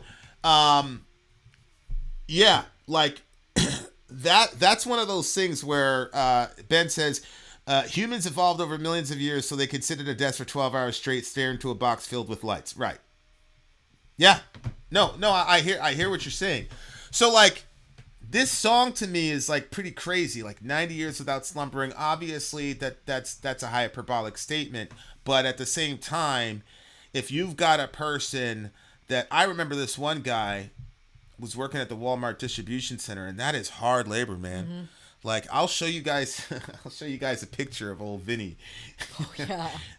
I'll get you a picture of Vinny when I was at there. Like it's hard labor, and that dude used to do like open to close type shifts, like, and he was getting like, I don't know, 18 an hour, 20 an hour, but he was killing himself, man. And I'm like, yo. Yeah. And anytime there was overtime, he was there. Like, I don't know. So then when you have a work week like that, it creates kind of an economy that then becomes dependent on that kind of work. Of course. In the same way you have, now you've got women working outside of the home, whereas before it used to be optional, like you were a go-getter. Now, so many women ended up being in that situation. Now there's no choice. Mm-hmm. So, like, that that's the other thing that people don't think about is like the entire. That's why I'm saying like with guys like Bernie Sanders and things like that. And I understand like he's out of the fight now. I get it, but we're talking about altering permanently the fiscal psychology of America. That's what we're talking about. Ultimately, that's what we're talking about. When you're talking about workers right now, like it's talking about the way that we look at money and how work is and how that triangulates relative to human rights. Mm-hmm. And there are a very small group of people that don't want that conversation to continue because they understand we would have to completely reimagine what America looks like. Right. Absolutely. And my both Luther and Calvin made early attempts at welfare and social assistance programs. Weber's idea of so here is I love this dude. Perkinos is a national treasure. Weber's idea of Protestant work ethic is overly simplistic and doesn't account for Lutheran and continental reform social teaching. Both Luther and Calvin made early attempts at welfare and social assistance programs. Love it. So that tells me even more that this push toward, the quote Protestant work ethic and all that was just capitalist bullshit. You know what I'm saying? So that you could sort of like galvanize the workforce. You know what I'm saying? Like we used to have these like little huddles at the beginning. It was ridiculous. I'm not even going to talk about it. Really? I don't even want to talk about it. Calvin also burned people at the stake. So it's a very, very fascinating song. It's a very fascinating song. And when I look at what's happening today, like that's the thing that gets me. That's the other thing. Like when I started like listening to folks like Ben and a couple of the Rev too to a degree, I started to see when I'm not going to mention the political party or blah, blah, blah, because it's not about that. I'm just trying to hear what I'm saying. I started to see, though, when people who were, like, violently against Bernie Sanders and things like that and workers' rights and unions, I started to see the resentment they had for the worker. The the mockery, the resentment, like, it was just, like, really palpable. I was like, damn, bro, these people really resent workers because of the class structure that our economy has created. So, anyway... that's very interesting. And so now, like when I saw God stone that Sabbath breaker, I'm like, yeah, dude, that's a good play, bro. Yeah, that's a good play. And what's ended up funny is eventually the people of Israel could not do it. So you have these judgment oracles, and then in Ezekiel where God says, and then the land will enjoy their Sabbath again. Because the people started skipping it. That's why they kept saying, then the land will enjoy the Sabbath because the people didn't want to uphold it. Mm-hmm. Because they were looking at their ledger and they were looking at their P&L and all this, you get a day off, you don't do any work, and then you take a year off. Too much. So they stopped doing it, and that's when you start seeing the prophets start saying, you're taking advantage of the poor, you're taking advantage of the needy, the land's going to enjoy the Sabbath. And so God says, you know what I'm going to do? I'm going to send the Babylonians, they're going to fuck you up, and then the land will enjoy the Sabbath. And then you will get to work. That's why it says in Revelation 13, there's no rest for the wicked. Oh. There's no rest for the wicked because wicked capitalists don't let anybody rest. And what was the mark of the beast? It was an economic mark. I don't want to get too technical here, but all those things are connected. The wickedness, economy, and the inability to rest. Yep. And the inability to rest as judgment. That's the other thing. Well, you know what? That's interesting too, is that you hear like overall everybody saying, I'm tired. I'm so friggin' exhausted. I'm tired. Everybody's been saying it. As a society, why are we all so tired? Right. What are we doing? And then when you look at stuff like that, and it's like, oh, there's a connection between that. And look at the way that we're treating people. Look at the people that have died because of capitalism. Right. And like, maybe this tiredness is judgment. Yeah, I agree. And I'm going to look deeper into Revelation 13. But when you get to Revelation 14, that was the judgment. It was, there's no rest. And we've got an economic system that is enslaving people, not giving them rest. Mm-hmm.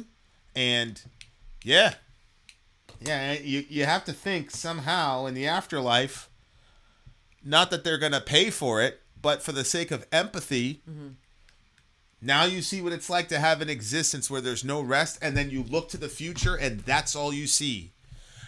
Can you imagine like looking to the future and all you see is 12-hour days, 7 days a week? No. And you never think you're going to get out of that. That's how a lot of people have been born, lived, and died in this country. Madness. And you cannot believe that that is just. Mm-hmm. You cannot believe that that is just. Mm-hmm. So, and we're seeing this as people that work for ourselves, and we're going to be okay. You know what I'm saying? But you gotta think about more than just how you're being affected directly. And, you got some people that have figured out capitalism, figured out the cheat code, and once they figure that out, they look down on everybody else and all the rest of it. So, inshallah, God keeps us from that kind of sin, because there are ways to figure out this cheat code. There are ways to generate revenue for yourself, especially in the modern, in this specific time period that we're in. But just because it's very difficult to know how to do those things, and it's extremely risky. Mm-hmm. And, so you see that when you start running in certain circles, people start acting like, whatever. Anyway, good song, pretty depressing. I'm going to give it a 9. 9.2. There you are, my boy Dirk in the house. Dirk Diggler in this bitch. I was talking to Dirk when I was in the sauna. Nobody cares, but there you go. All right, guys, we got one more song. What did you give it? Did you say a 3.2? No, I said a 9.2. Oh, I thought you said 3.2. Hopefully the boy Revo is still here. We got one more song for you guys. I know we went a little long, but it's history. We're here to fulfill Ra's al Ghul's destiny. All right, we shall return, dear listener. Vin out. Sorry out. Go. I'm Vin. I'm sorry. If you would like to get your song reviewed, dear listener, there's the Filthy Capitalist option. As Sori says, $125 gets you straight to the head of the line. You don't have to be a part of the alliance. You don't have to be part of the group. Wait a minute. And the biggest thing is you don't have to wait. You hop, skip, and jump right in front of everybody. $125 gets you there. You do that 3 times, and you get mashed down to the $75 rate for perpetuity. Yes! Also, there is a band review option. So if you've got a band and you're trying to get your band some exposure, hit me up at VinandSori@gmail.com, and I'll show you the details about how to pull that off. You can also jump on Patreon, and there is a option on the tiers to be able to get your band reviewed. Yep. Obviously, we can't lie to you, so we can't guarantee a positive review. Get what you get. It's just rubbish. Rubbish. Rubbish. That's British for garbage. My favorite is a community option. $1 at the gate gets you in at Patreon. You get to join an alliance. The alliance joins their points together, and that helps determine what songs that we do. The alliances hang out on Discord. Message me on Patreon to get the link. They do all kinds of other cool things. They do Minecraft, Dungeons and Dragons. Yeah. It's really a community within the community. Anybody can go in the village, facebook.com/VinandSori. There's 160,000+ people on the channel. What's cool about the Discord is that it offers a real opportunity for community connection, friendship, that type of thing. And it's on Discord, so if you're not a Facebook person, it's for you. You start off at $1. Right. Plus you get exclusives. Sori and I are working on a song. So the first 15 seconds of that was on Patreon. Also, at $15 tier and above, when we actually debut the video, they're going to be there live with us. There you are, dear listener. Buy our merch. Buy our merch indeed. A child shall lead them. So buy our merch. Yes, dear listener. Yes, dear listener. Yes, dear listener. We have come to the end, my friends. But not the complete end. We still have a whole review to do. Inshallah. Yes, Richard Jose. I cannot sing the old songs. This song is written by Clarabelle, whose real name is Charlotte Allington Bernard. Stop! By the way, what's up, Andre Mariano? Hey! One of our favorites. Gang. All right, go ahead. She was a British songwriter from the mid-19th century. She died at the age of 38 in 1869 of typhoid fever. Ugh. This song, from my understanding, was published posthumously in 1870. Posthumously, yeah, after she died. I thought that this song was a good way to bookend the stream, as it is probably singing about the old hymns that we started the stream with. This song is one of our few songs on a hymnary.org, which means they probably interpret it the same. It isn't a stretch It isn't a stretch in that she herself wrote hymns like Pilgrimage. My next stream, I'll be back to rock music. I thought you guys would be interested in some of the background, and it might build a bigger picture of the history of music that isn't as well known. In my next streams, I'll be bringing back the rock. Don't worry. Oh, I really, really, really enjoyed this one. Yeah. Yeah, we like the learning ones. Yep. Okay, guys, what's the name? What, I Cannot? Is that how it starts? I don't understand how you know so. Well, he went to school for it, right? Who? Revo? Yeah, didn't he? I think so. Didn't you say you went to school for that? Like, how do you know so much about all this stuff? I just think it's just his, some people got that kind of a mind. Could be, yeah. Like, if you hear, like, Revo and middle talk, like, they're so brilliant, but it's just like, blah, blah, blah, blah, blah. So easy. Yeah. I don't know. All right. Well, do you have the song? No, I don't have the song because I cannot sing the old songs. I can't tell you, but it's your fault. It's true. It feels like you're always saying that. It's true. Well, I mean, stop being the cause of all my troubles. Of all your troubles? Okay, well then I'm just gonna go back to the comment section then. Yeah, go ahead and do that. Dirk, what's up? I'm just gonna have to re-download that bitch. Is what seriously? I'll do. Yeah, that's what I'll have to do. That's what I'll have to do. Who's there? Dirk River. Diggler. I think he says, River, what do you guys want to collab on? I'd like to know what that is. Who's collabing? I'm trying to find out. Him and Riv and Revo, I think. Riv and Revo would collab? I think that's what he said. Yo. Oh, okay. So Riv said we should do a series of union organizing songs from various years on May 1st.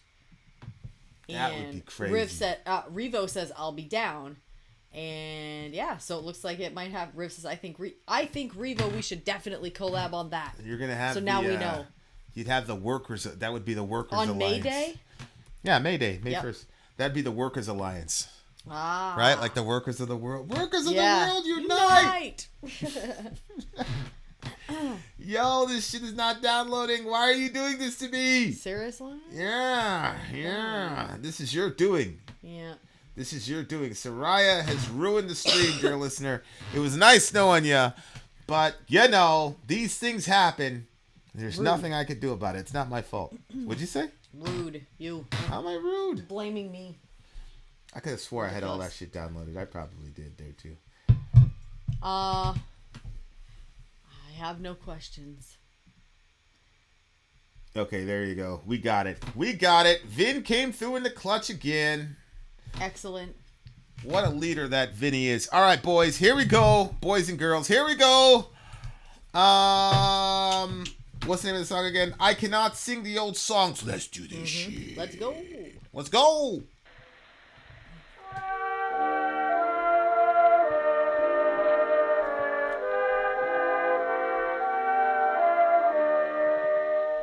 I cannot sing the old songs I sang long years ago, for heart and voice would fail me, and foolish tears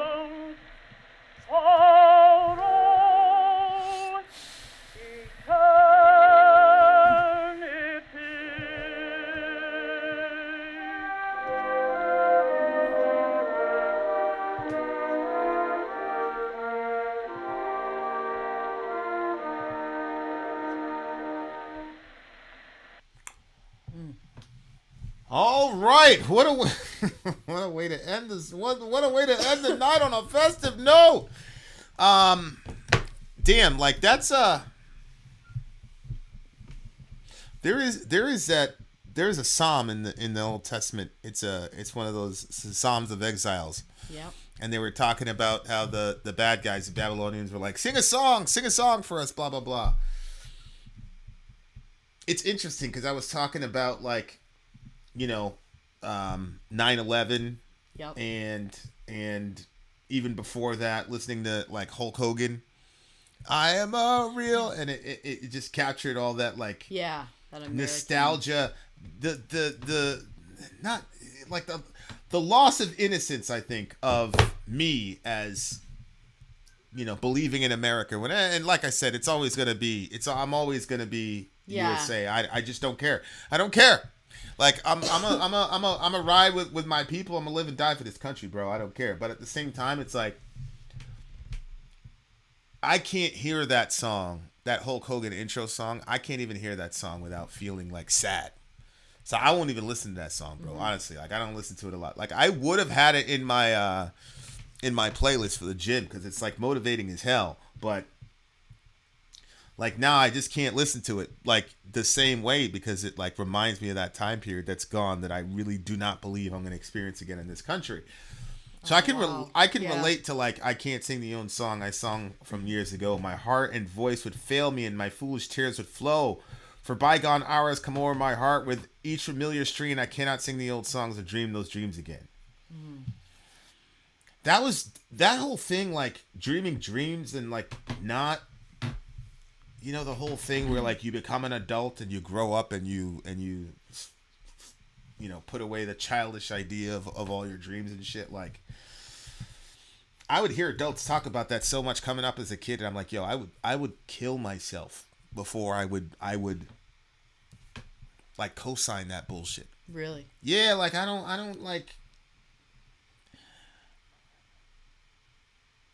understand people, but like I some of it has to do with my upbringing. My mother truly believed that she could do anything she wanted to do, which is kind of weird because when she was on a down cycle for her bipolar, like she was she literally could not do anything. Mm. But when she wasn't, she was like top notch. And then anybody related to her or in our circumference, it was like that. Hey, you're hey, and like.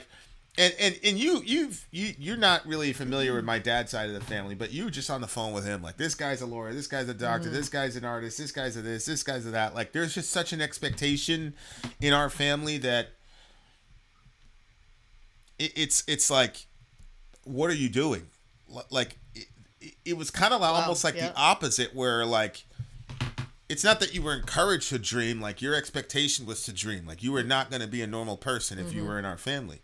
Like, that was it. And so it was almost like the pressure was going like the other way. Nobody was telling us to grow up and be. My brother was doing his thespian stuff and all this shit. We moved in. Like, there was no, he did his little independent movie and all that stuff. And then, his passion went elsewhere into,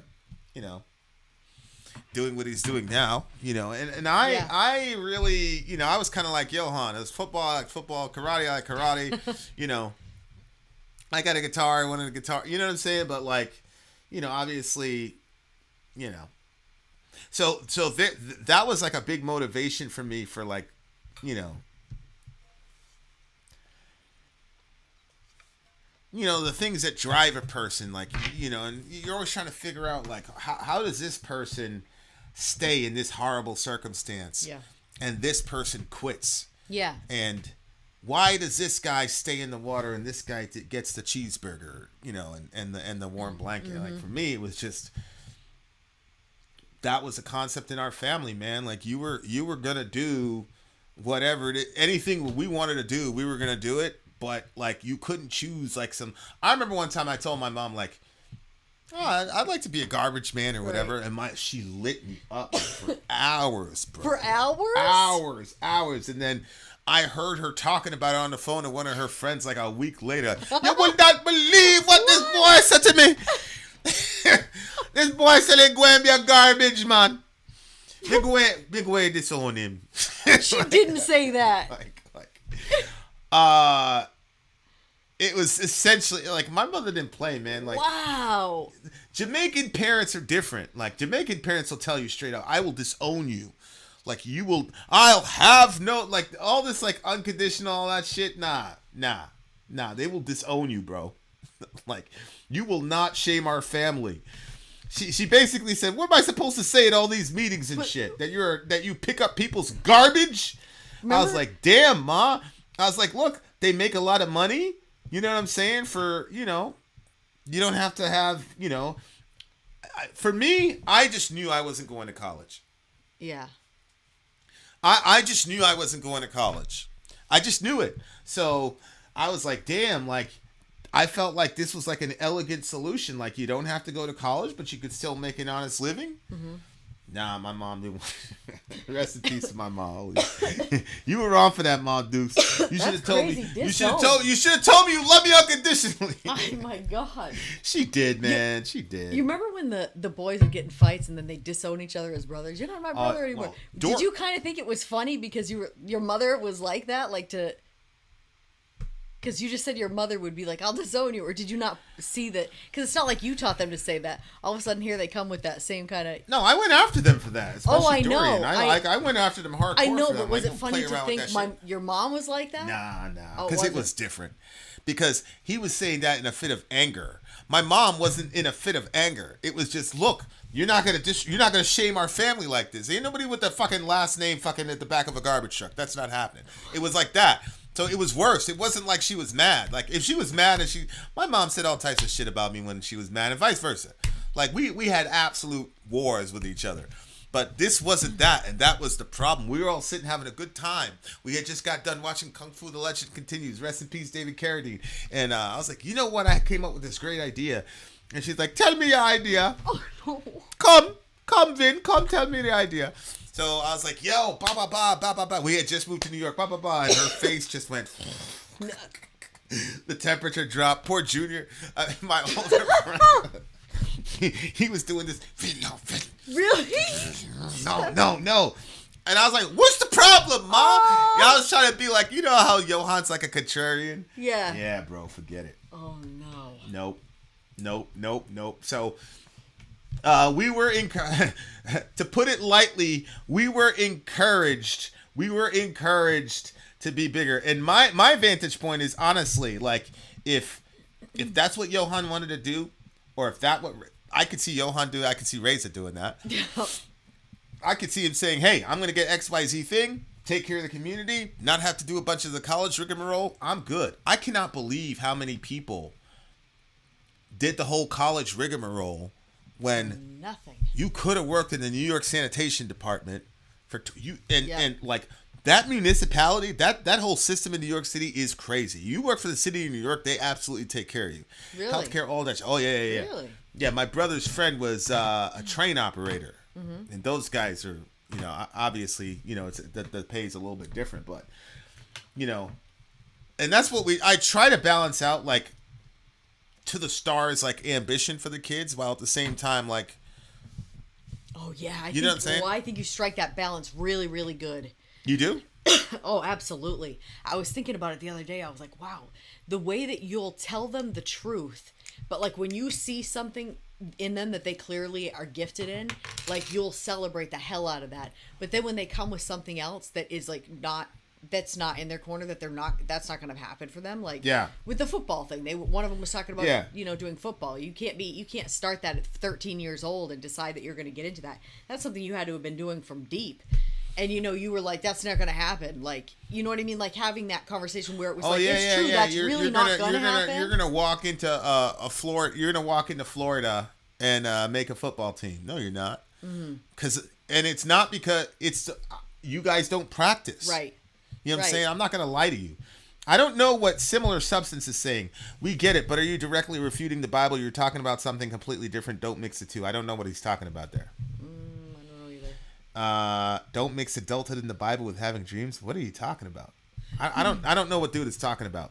So I'm not familiar with similar substance. So maybe if you could explicate a little bit more, but like, yeah.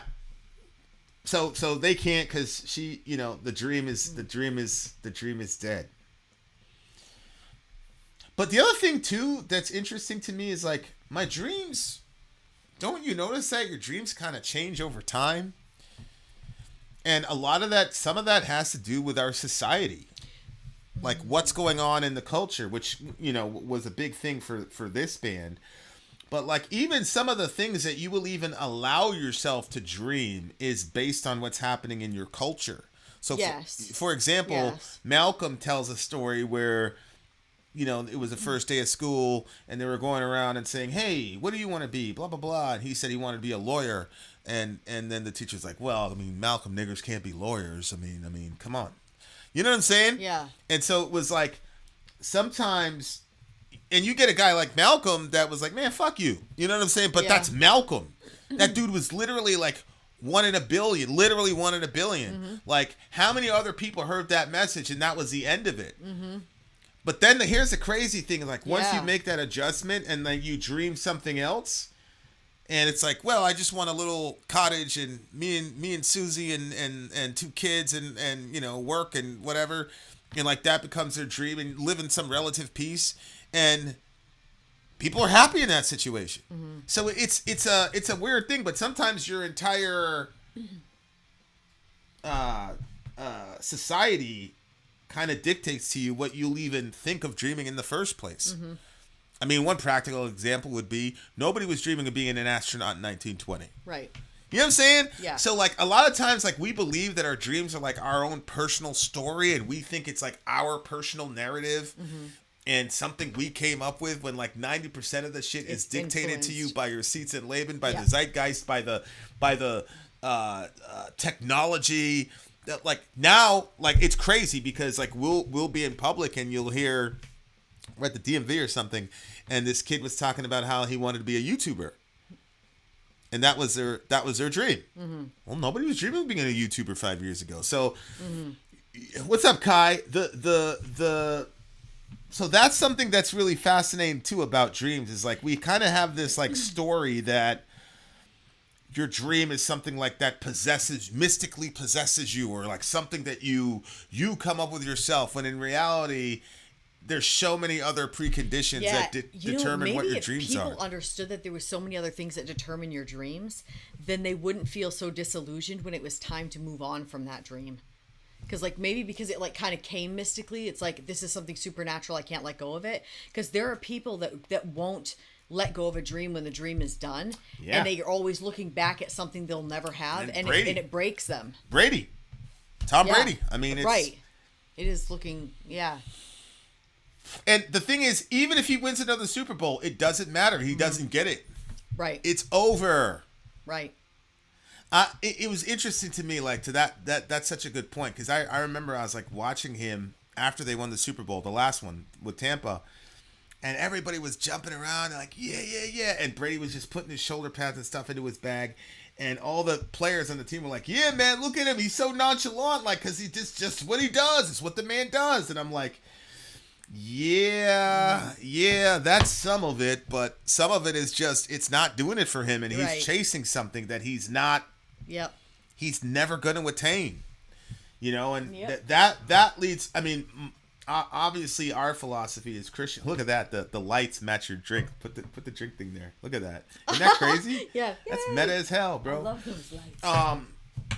Yeah, man. That's such a.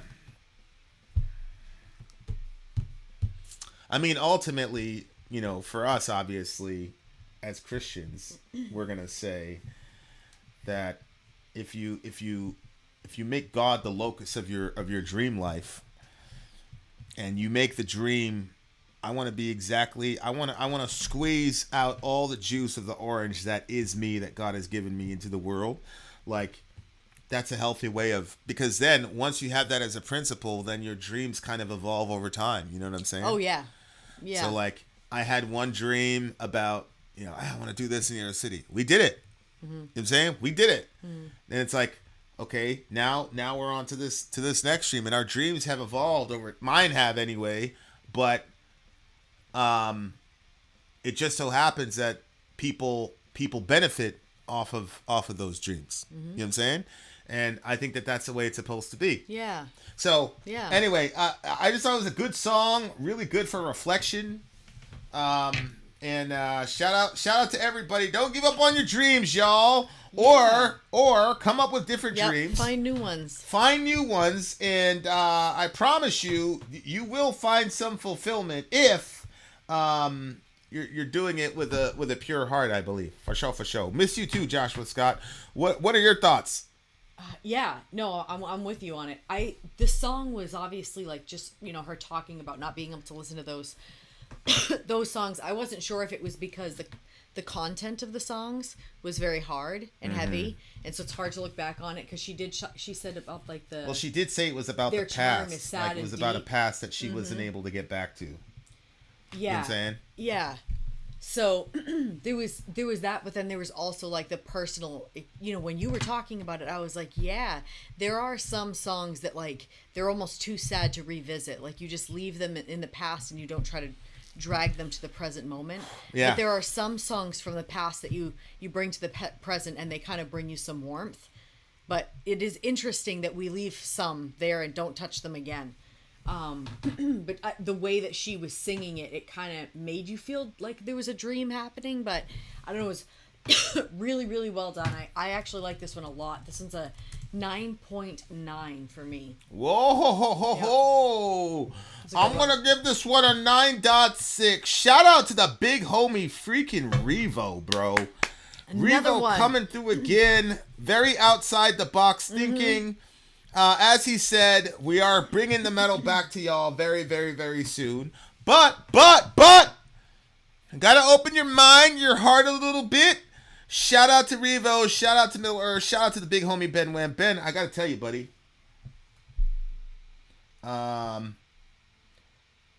You know, there's a text in 1 Corinthians, and the Corinthians had given Paul so much trouble.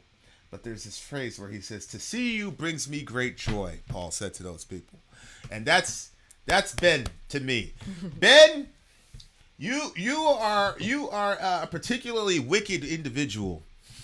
You have said some really horrible, terrible, hurtful things to people, man. But I love you, man. 100%, bro. And there's literally nothing you're ever going to say or going to do that's going to change that, dude. I love you, man. I'm glad you were here. I'm glad you graced us with your presence. And, you know, Even inside... I was glad. Even Soraya was glad. There's been a lot of times we've had some post-show conversations about, man. Like, I can't believe you let him... No, just say what he said, blah, blah, blah. Just say anything. I'm going to pull the trigger. I said, go ahead. He's in your hands. Do it. But, you know, for your sake, I said, do it. I said, go ahead. He's in your hands. Do with him with him as you see fit. But yeah, I could see how much you liked him, so I said, all right, I'll leave him. I love Ben. I love Ben. So I love you, man. When it'll be a great email.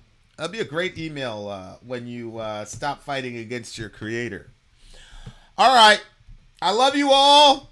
Maybe not as much as I love Ben, but I do love you all. Thank you very much, REVO. Thank you all, you beautiful people. Have a wonderful, wonderful, wonderful life. All of you. Until we see you again in probably 48 to 72 hours. I think it's less than that. Really? I'm not sure. Oh, actually, no. Tomorrow's Friday. I thought tomorrow was Saturday. Tomorrow is technically Saturday, so I'm pretty sure we're going to be back here again tomorrow.